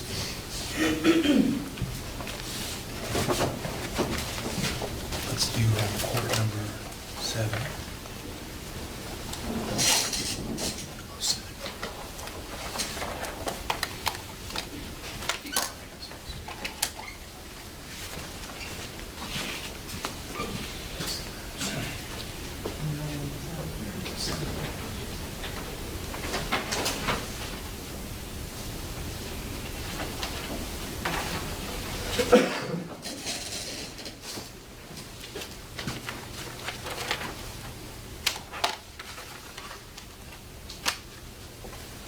Okay, so you get your drink, get your popcorn, go to the restroom, and you go into Theater 10. Yes. Tell me, what did you do once you got into the theater? We came around the little wall, and people were kind of, it wasn't full, but people were spread out. And we were looking for really 5 seats, so we could have 3 and maybe an empty seat beside us. 3 seats for you, your husband, and your son? Yes. And so you go around the little wall, and where do you look for seats? In the upper section. Okay.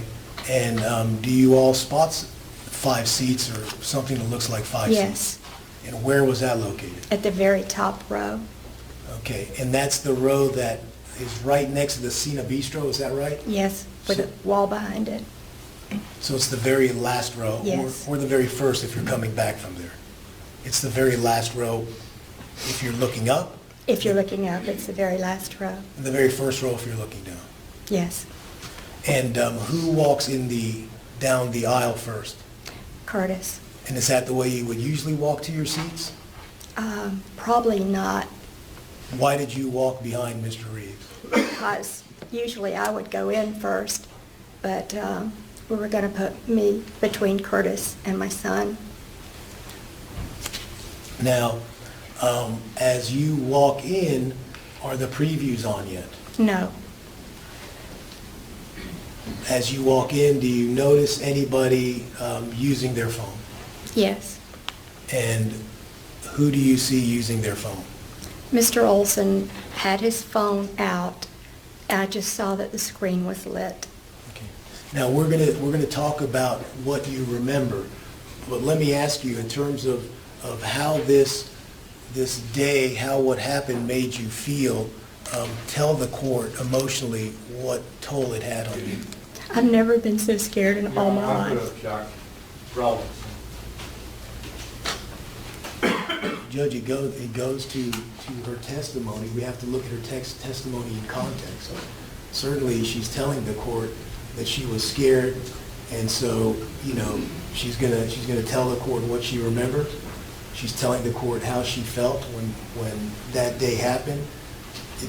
We're gonna get there one way or another, so we're just kind of framing what her experience was there. So I think it is relevant that she was fearful. Your Honor, her demeanor and her feelings at that point are not relevant to any material issue in this immunity hearing at all. There's nothing for you to consider regarding how she felt. Well, So I object as far as relevancy for this particular hearing. Here's why it is relevant, Judge. If we have 2 people sitting in the theater, one individual is accused of discharging a firearm illegally, and he's telling the court that it was a justified use of his firearm because he was in fear of imminent great bodily harm or death. Somebody sitting next to him it's certainly relevant to try to understand what that person was feeling. If that person's in the same place, the same dark theater, with the same man coming over the same seat, sitting next to the person that's accused, I think that, I don't think there's a relevancy issue at all here. She can certainly say she was scared to death.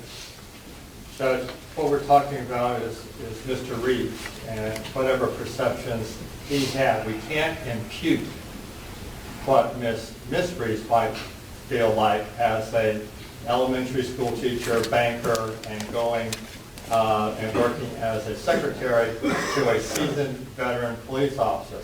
It just doesn't, you can't make that logical leap that one's going to feel like the other. It's not relevant as to how she felt about the situation.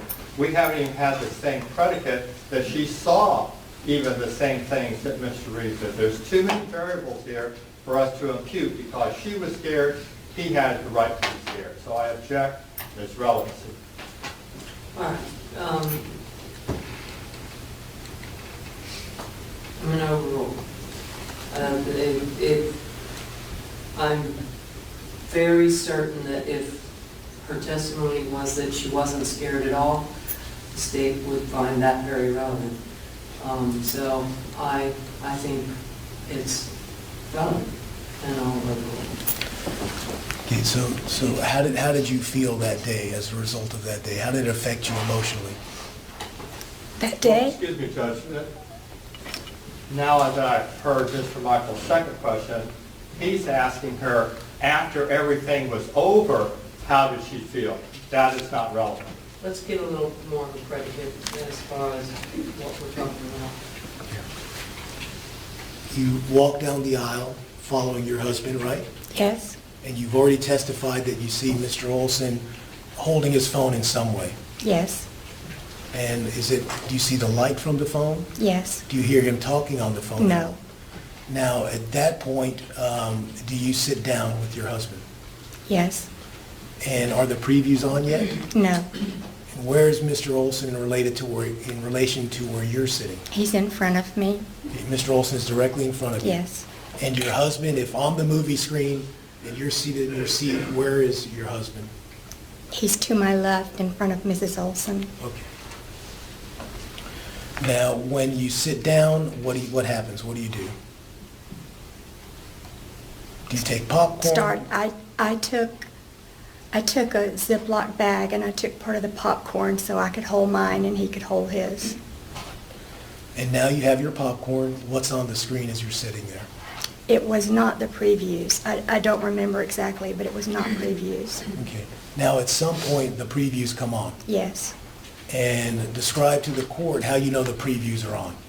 They played the message to discontinue using your cell phone, and then the previews came on. Okay. Do the lights change? Yes, they get And- much darker, And what about the sound coming from the screen? very, very loud. Now, you're seated there, the previews are on. Do you see your husband lean forward at all? Yes. Do you hear anything that he says?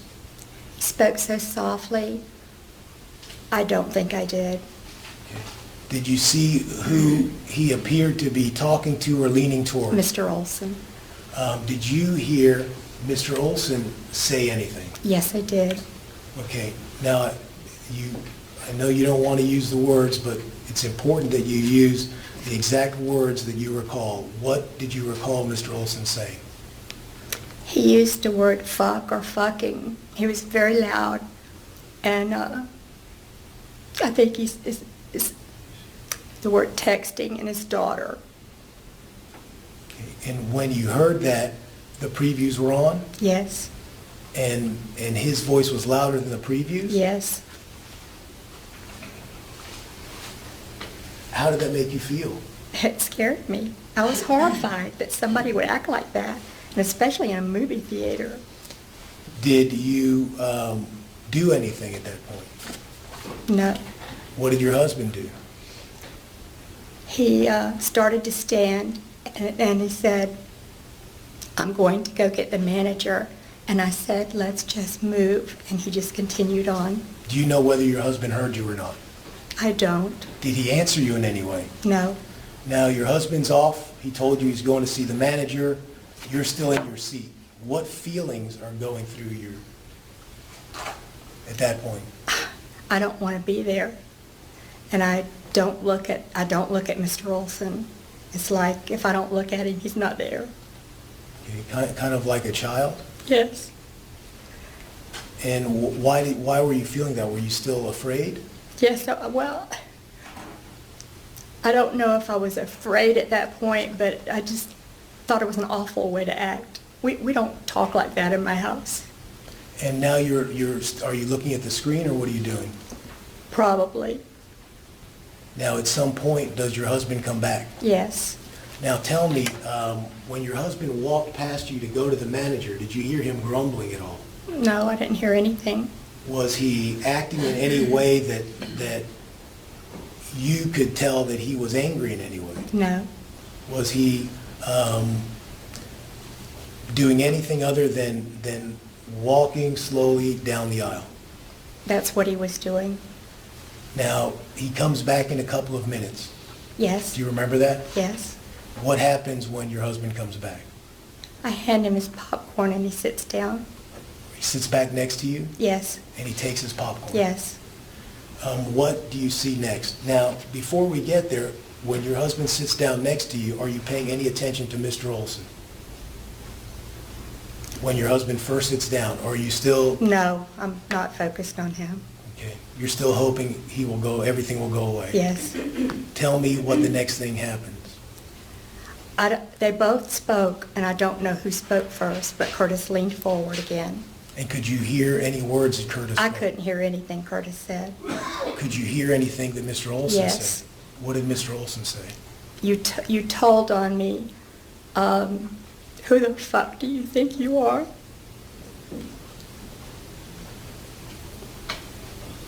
Were the previews on? Yes. Was that statement that you just said, Mr. Olson saying, "Who the fuck do you think you are?" Was that louder than the previews? Well, it was loud. I can't say that it was louder than the previews, but it was loud enough to be heard. It was loud enough for you to hear over the previews. Yes. And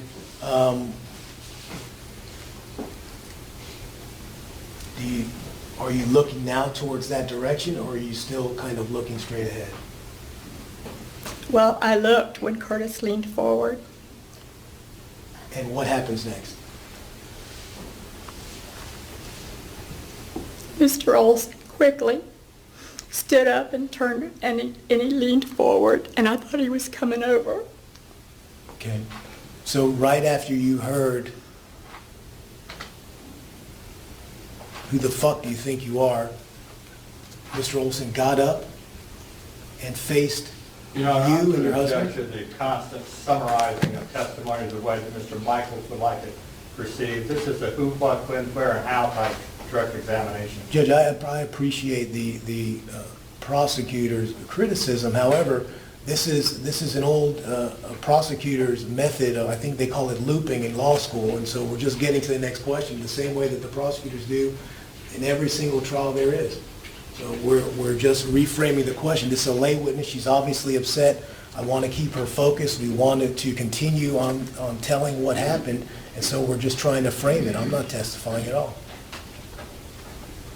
Judge, we don't need to loop the last 5 minutes of conversation. If you want to say, okay, he sat down, he had popcorn, what happened next? After he got the popcorn, what happened next? But we don't loop the last 5 minutes to get to what happened next. Respectfully, I'll let Mr. Martin question people the way he wishes to, and I would beg the court to allow me to question witnesses the way that I wish to. All right, as long as you don't loop 5 minutes. I promise it won't be 5 minutes. Thank you. Okay.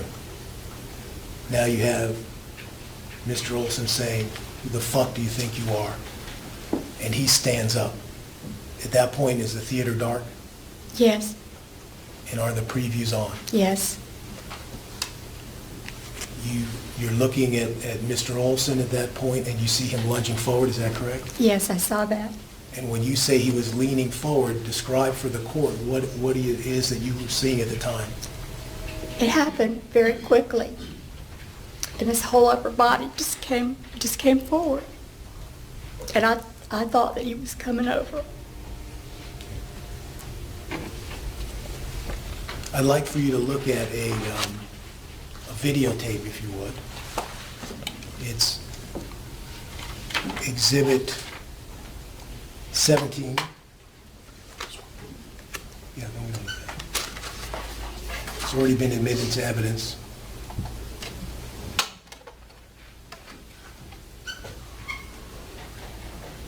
Your Honor, this is the quarter speed one, so with permission, we'll fast forward through some of the gaps. The court already understands that there are certain delays within it to allow Mrs. Reeves to look at the videotape. Any objection to fast forwarding through the blank ones? No, but I may have an objection to the video once we get there. So if we can get there and then, This is a video that's already been admitted to evidence? I don't care. The question is whether or not this witness is going to be allowed to review it and comment on the content. That's what that issue is. Well, Judge, the plans are to allow her to view it, and then I'll question her afterwards. we can have contemporaneous objection. that point, I suppose.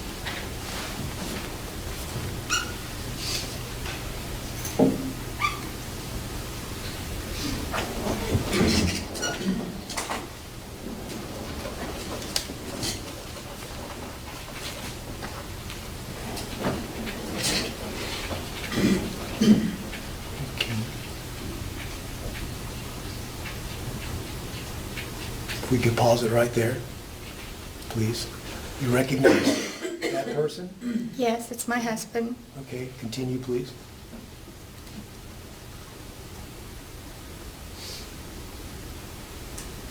Is that you? Yes.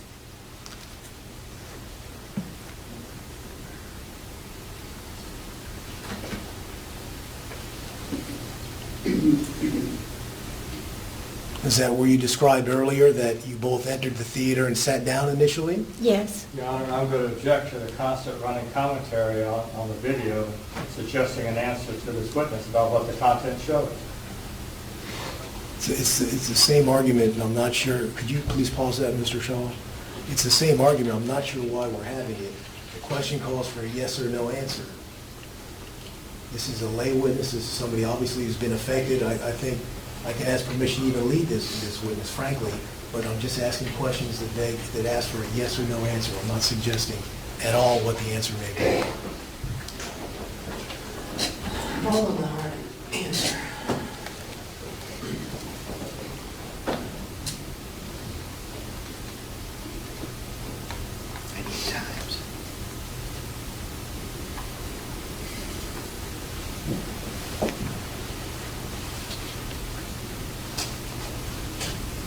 Let's fast forward, please.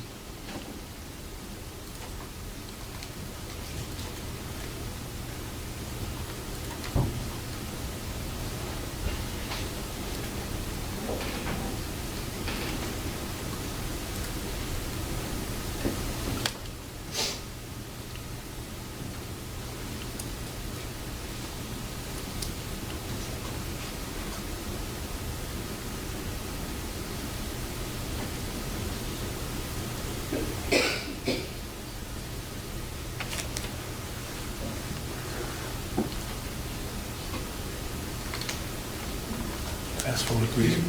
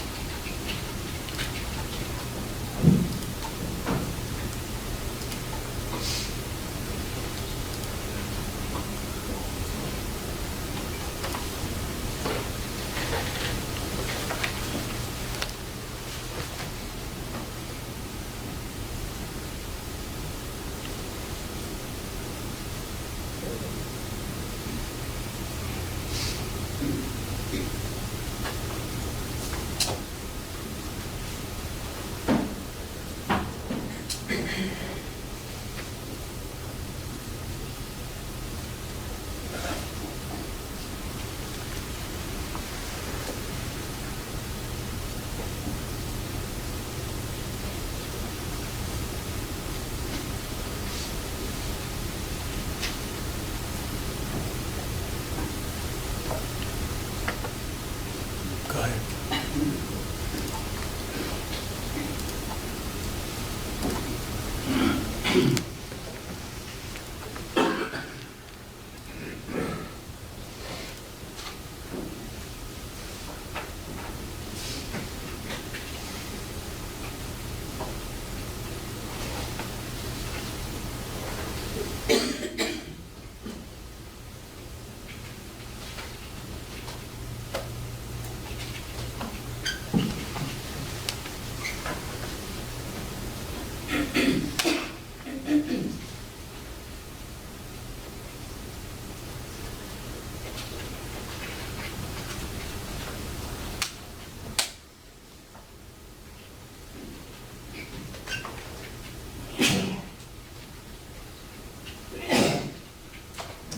Was that last series where you described your husband sitting forward or not? Yes. Okay.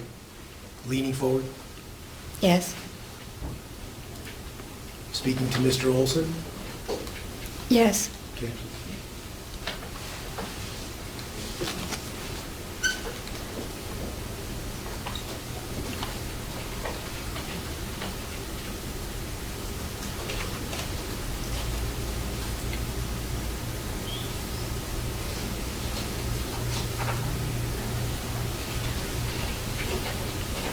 Close it a second. Now, it almost looks like your husband is leaning forward a second time. Do you recall that?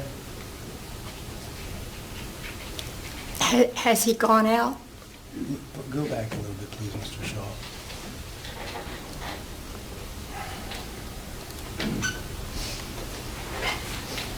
See, it almost looks like Mr.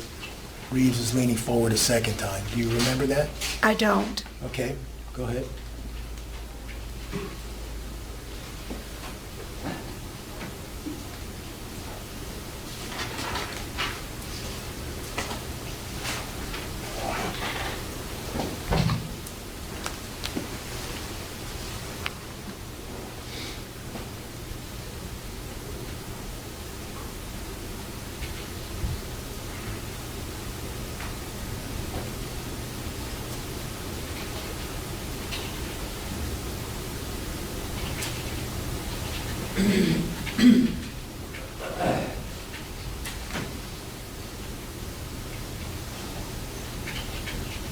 Can you go a little forward, please?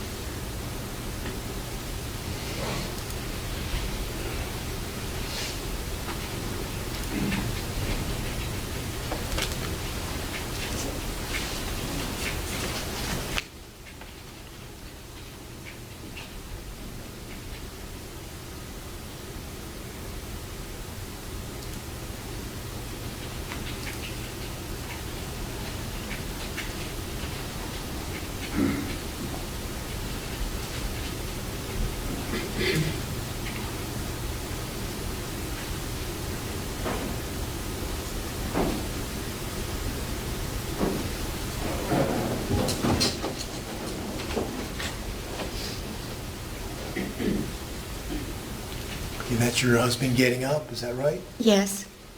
Does your husband use the arms of a chair to push off of to get up? Certainly most of the time. That's what I see. Now, is that your husband holding onto the wall as he walks slowly past? Yes.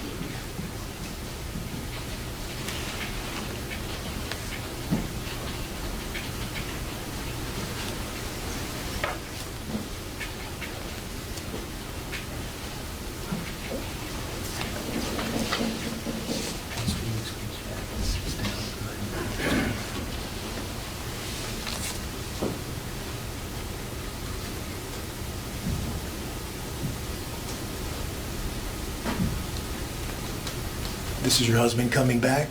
Yes. And this is after, the way you described, after the manager? He went to see the manager? Yes.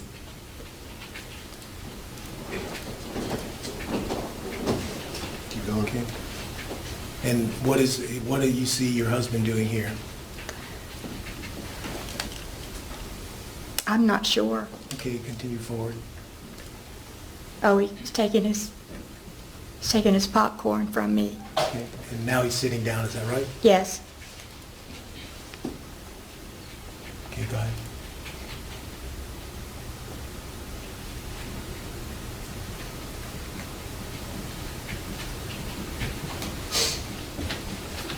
You can stop it.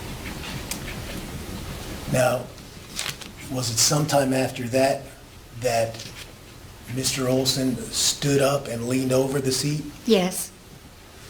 Okay, go ahead.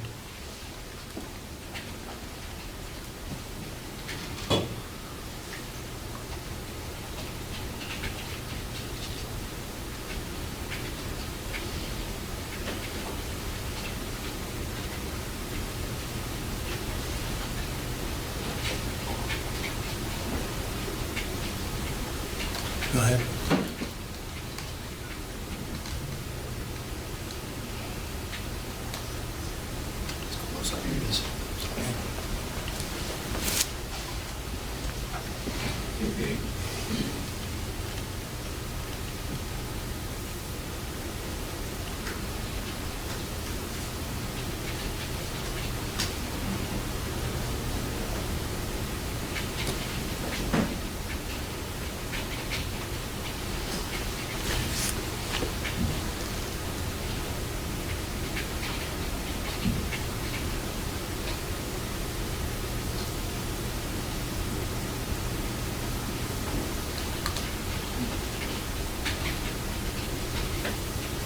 Okay. Now, would you describe Chad Olson coming over the seat? He's in the seat in front of you? Is that right? Yes. And when he's coming over, is he coming directly over towards you? No. How is he coming over? He's going like for Curtis. So he's at an angle going towards I think so. Curtis. Did you see what Mr. Olson did after you initially saw him stand up quickly and lunge over the seat? Before, Afterward? after Not on the movie. Do you remember what he did? he stood up. Did you? No, I just blocked it out. Okay. Do you know if you closed your eyes? I don't know. Because it looks in the video, would you agree with me that it Your looks Honor, like you're... I object to the leading nature of the question and commenting on the content of the of the video to the witness. Looks like it to me. I'll move on. Did you see anything after Mr. Olson was lunging over the seat coming after you? No, I wish I had. What's the next thing you remember? You hear a shot? I hear a shot. After you hear the shot, does your husband say anything to you? Yes, he said he hit me in the face. And at that point, do you look over at your husband, or what do you do? He had his hands to his face, and I didn't examine his face. I was just, I don't know. I just didn't know what had happened, and I just couldn't handle what happened. Did you see the gun? It was, the first time I saw the gun, it was laying on Curtis's leg, his left leg. And at that point, what emotions are you feeling? Are you crying? I don't think I was crying then. Were you shaking? Oh, yes. And what was going through your mind in terms of your emotions? Your Honor, same objection, relevancy at that point in time. It's relevant, Judge, because she later gives an interview to the detective shortly thereafter. What were you feeling at that moment? What was I feeling? Now take a moment, think about it, put yourself back there, tell the court what you were feeling at that moment. I just couldn't believe it.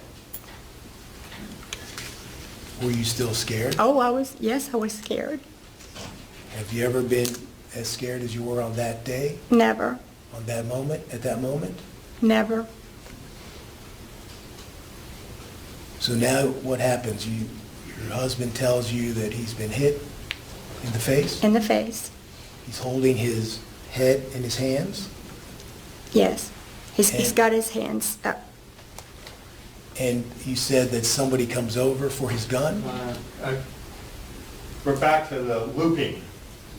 Can we please stop that? Well, I didn't, It's a form of the question, and it's, Judge, a man's life is on his line. On the line. We have his wife up here testifying about what happened that day. She's already testified about how shaken she was. And you know, we have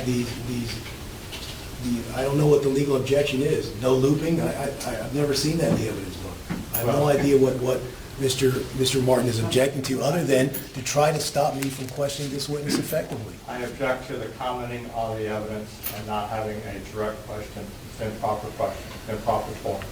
It's my objection. it was leading that last question, so just rephrase. After you saw the gun on your husband's leg, what happened next? A man came down the row on Curtis's left and said he was an off-duty police officer or whatever, sheriff's deputy or something. And he picked the gun up. Off of your husband's leg? Yes. And did you sit there next to Curtis, or did you move over? When I moved over, I think he told me to move over. The man who took the gun took the clip out of it, and I said something to Curtis. What did you say to him? I said, "What happened? You can't shoot into a theater full of people," something like that. And he said, "Not now." And then I moved over. Did your husband ever point at you Not that I remember. or cuss at you? No. Now you're not seated next to him. You're seated a seat or two over. You testified to. Do you see your son Matt there at all? Not then. Okay. When do you see Matt?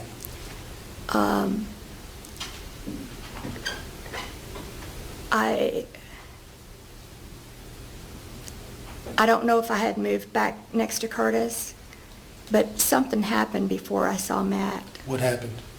I looked down, and there was a cell phone between Curtis's feet and popcorn. And I don't know what, Curtis didn't have his phone out, but for some reason I assumed that was his phone because I didn't expect somebody else's to be there.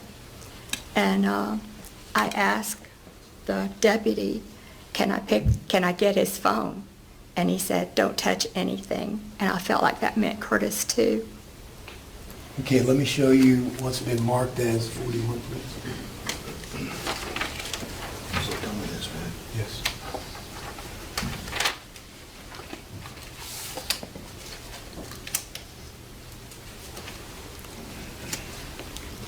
Is this the exhibit? All right. It's the Defense Exhibit 41.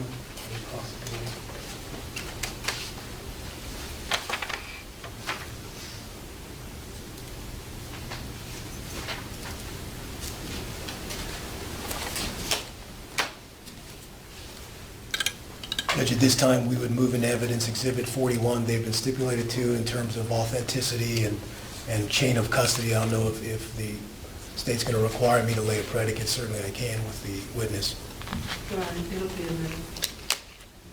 And what number would that be from the court?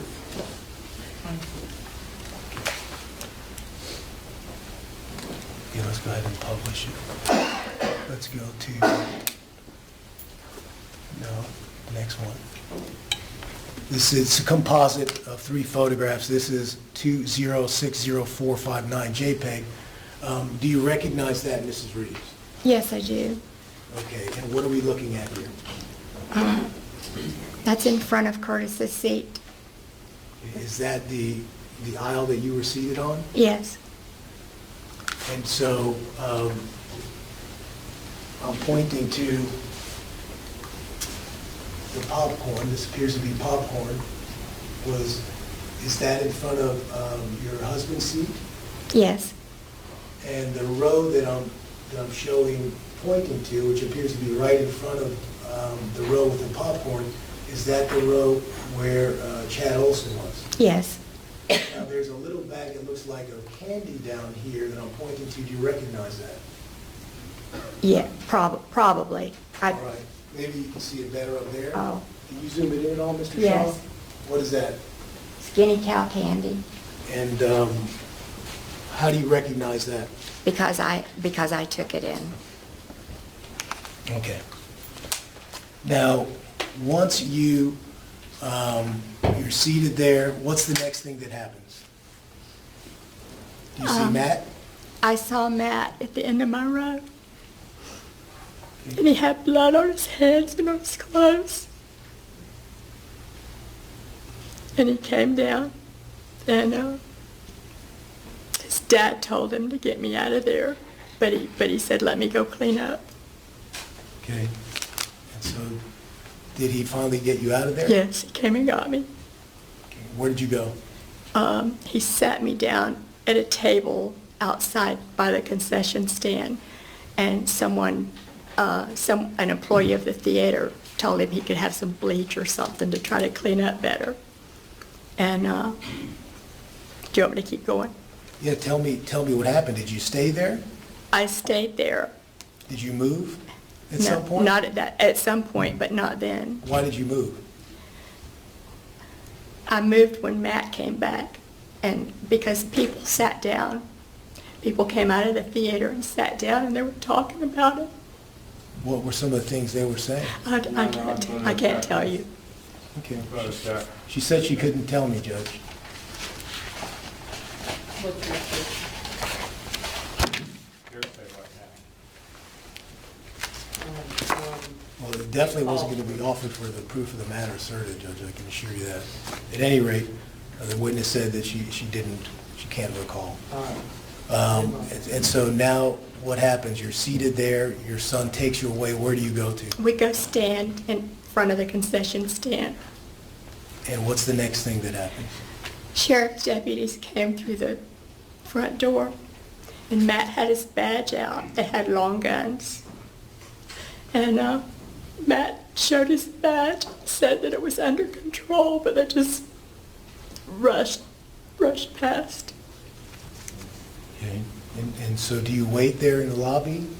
A theater employee came and got us and said we could go into an office. And what happens once you get in the office? Does anybody come to join Yes, you? a deputy stayed with us the entire time. And at some point, are you interviewed? Yes. Now, when you're there in the front lobby and you see the police coming in with long guns, what were you feeling at the I time? was scared. And when you were put in the room by the employee, how were you feeling? I started crying. Now, at some point, does a detective come and speak to you? Yes, And do you agree to speak to the detective? yes. When you were speaking to the detective, tell me what you were feeling like. Were you still scared? I was very upset. Were you still crying? Yes.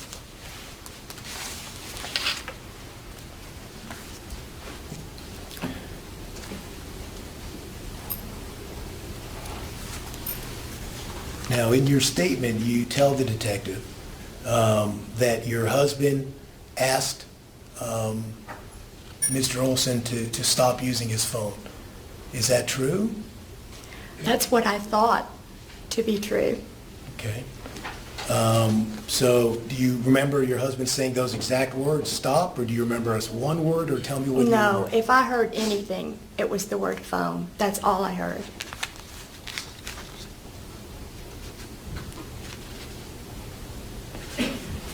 The police officer said you told him, and there's a recording of it, that your husband handed the gun to the off-duty police officer. No, he picked it up. Off of the lap? Yes. Okay. And again, while you're giving the answers to these questions, are you crying? I may have stopped, but I was at first. Okay. Were you shaking? Yes. Okay. Were you upset? Very upset. Were you still frightened from what happened in the theater? Yes.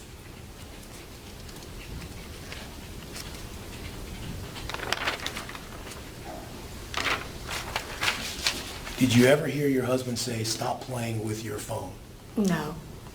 to Mr. Olson? No.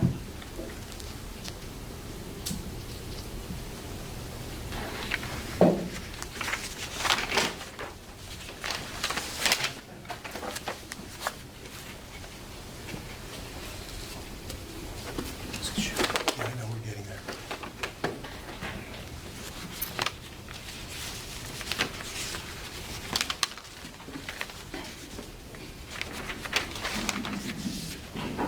What happened after you spoke with the detective?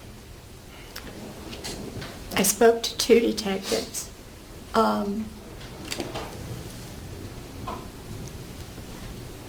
I was concerned about Curtis, and I asked about Curtis. You know, what do I do? And he said, "We'll take good care of him, and he'll call you tonight." And then they took Matt and I to stand outside the theater where you buy your, I don't think it's where you buy your tickets, but we were on the outside, but they said, "Don't leave." And they said that they asked permission to search my car and said that they might impound it. And Did you give him permission to do that? I did. I gave permission. Okay. And at some point you leave the theater? Yes. Matt left his truck and drove me home. Okay.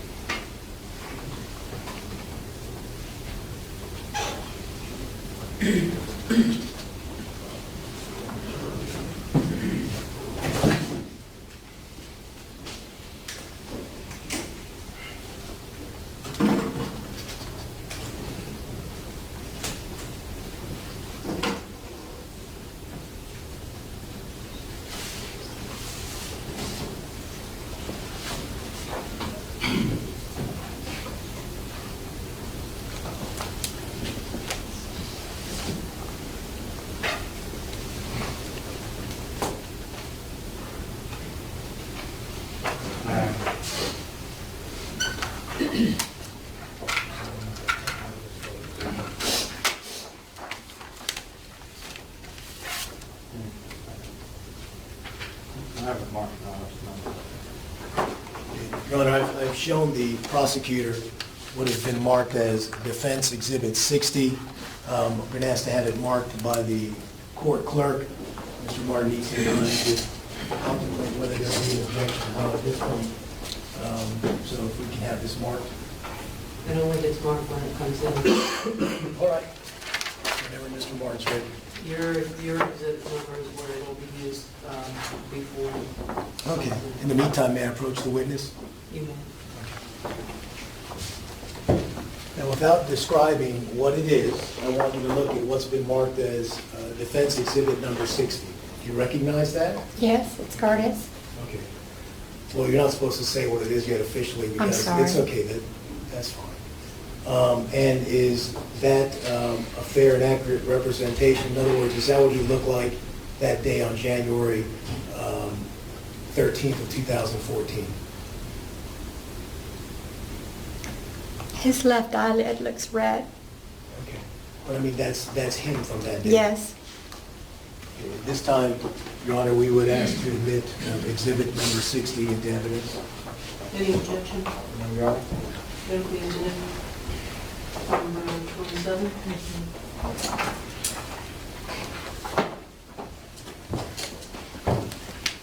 Mr. Shaw, can we get that easel here so... Sure. Mrs. Reeves can...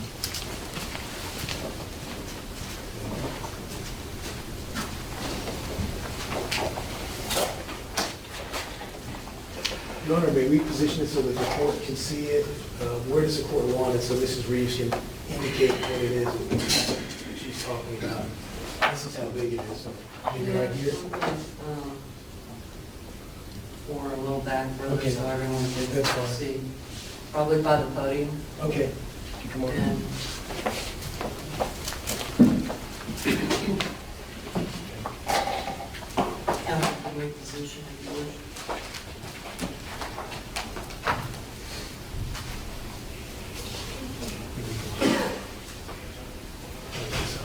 Can I have Ms. Reeves come down? Please, come on down, please, Mr. Reeves.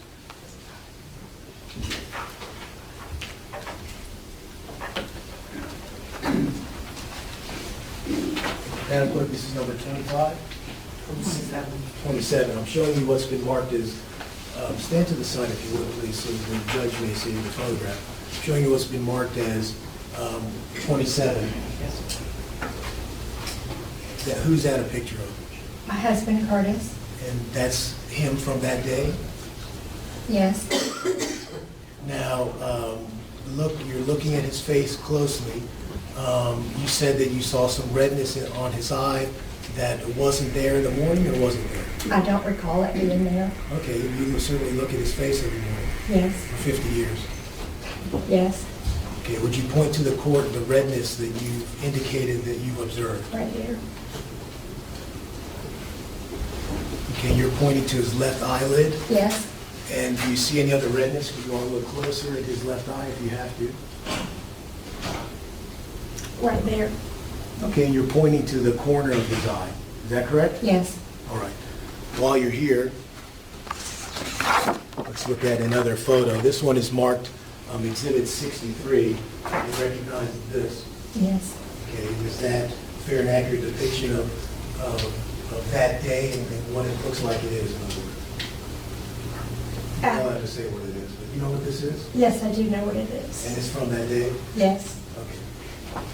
This time I would ask to move Defense Exhibit 63 into evidence. Will it be admitted, 28?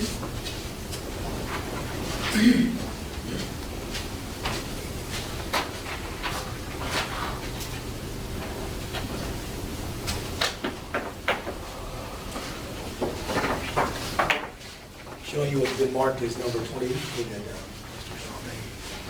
We need to get rid of this as well. We don't need it. See it good? All right, come on up here, please.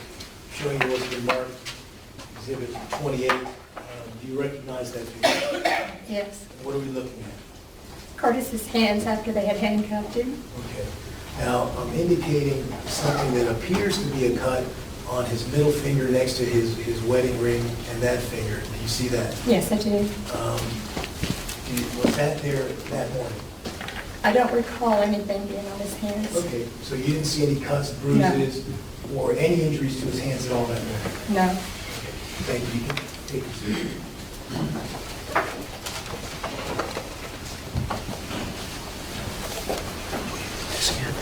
That's it.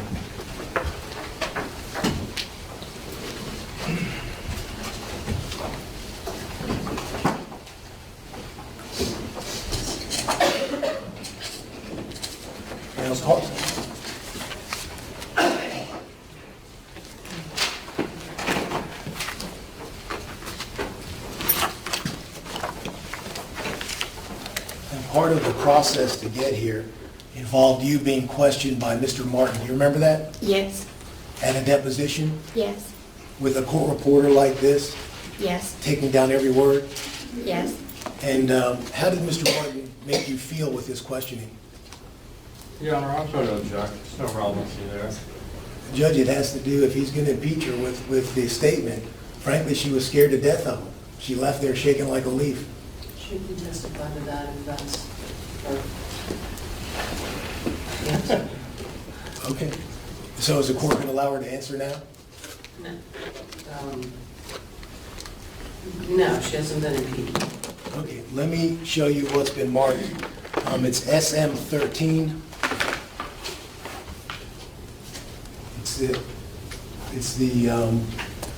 It's stipulated to exhibit at this point. Do you mind if I move this into evidence at this time? Move SM-13 into evidence as defense exhibit 29. They don't allow us to carry scissors in here, Your Honor, so you borrow.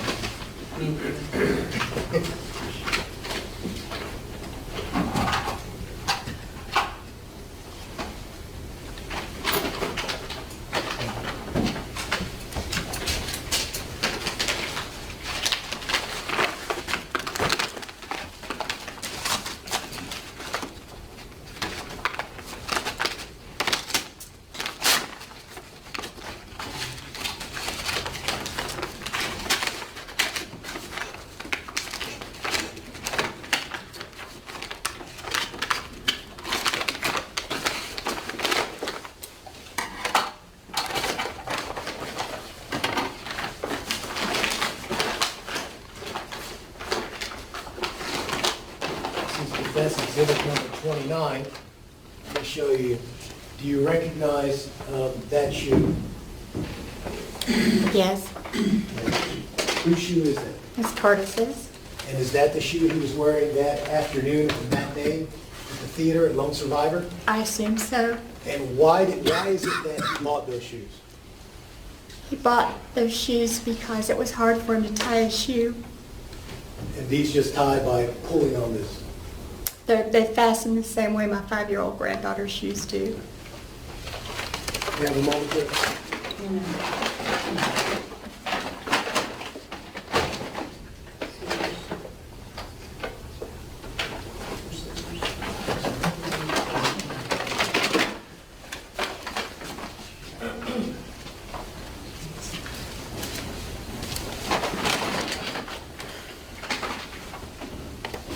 Have a moment. You may.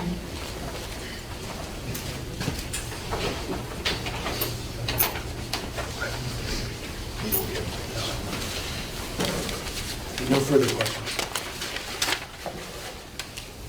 Do you mind if we take a recess? You're probably going to be a little lengthy. We're going to go ahead and take a 10-minute recess. Ms. Reeves, please don't discuss your testimony with anyone during the recess. Yes. All right, let's take a 2-minute recess. All rise.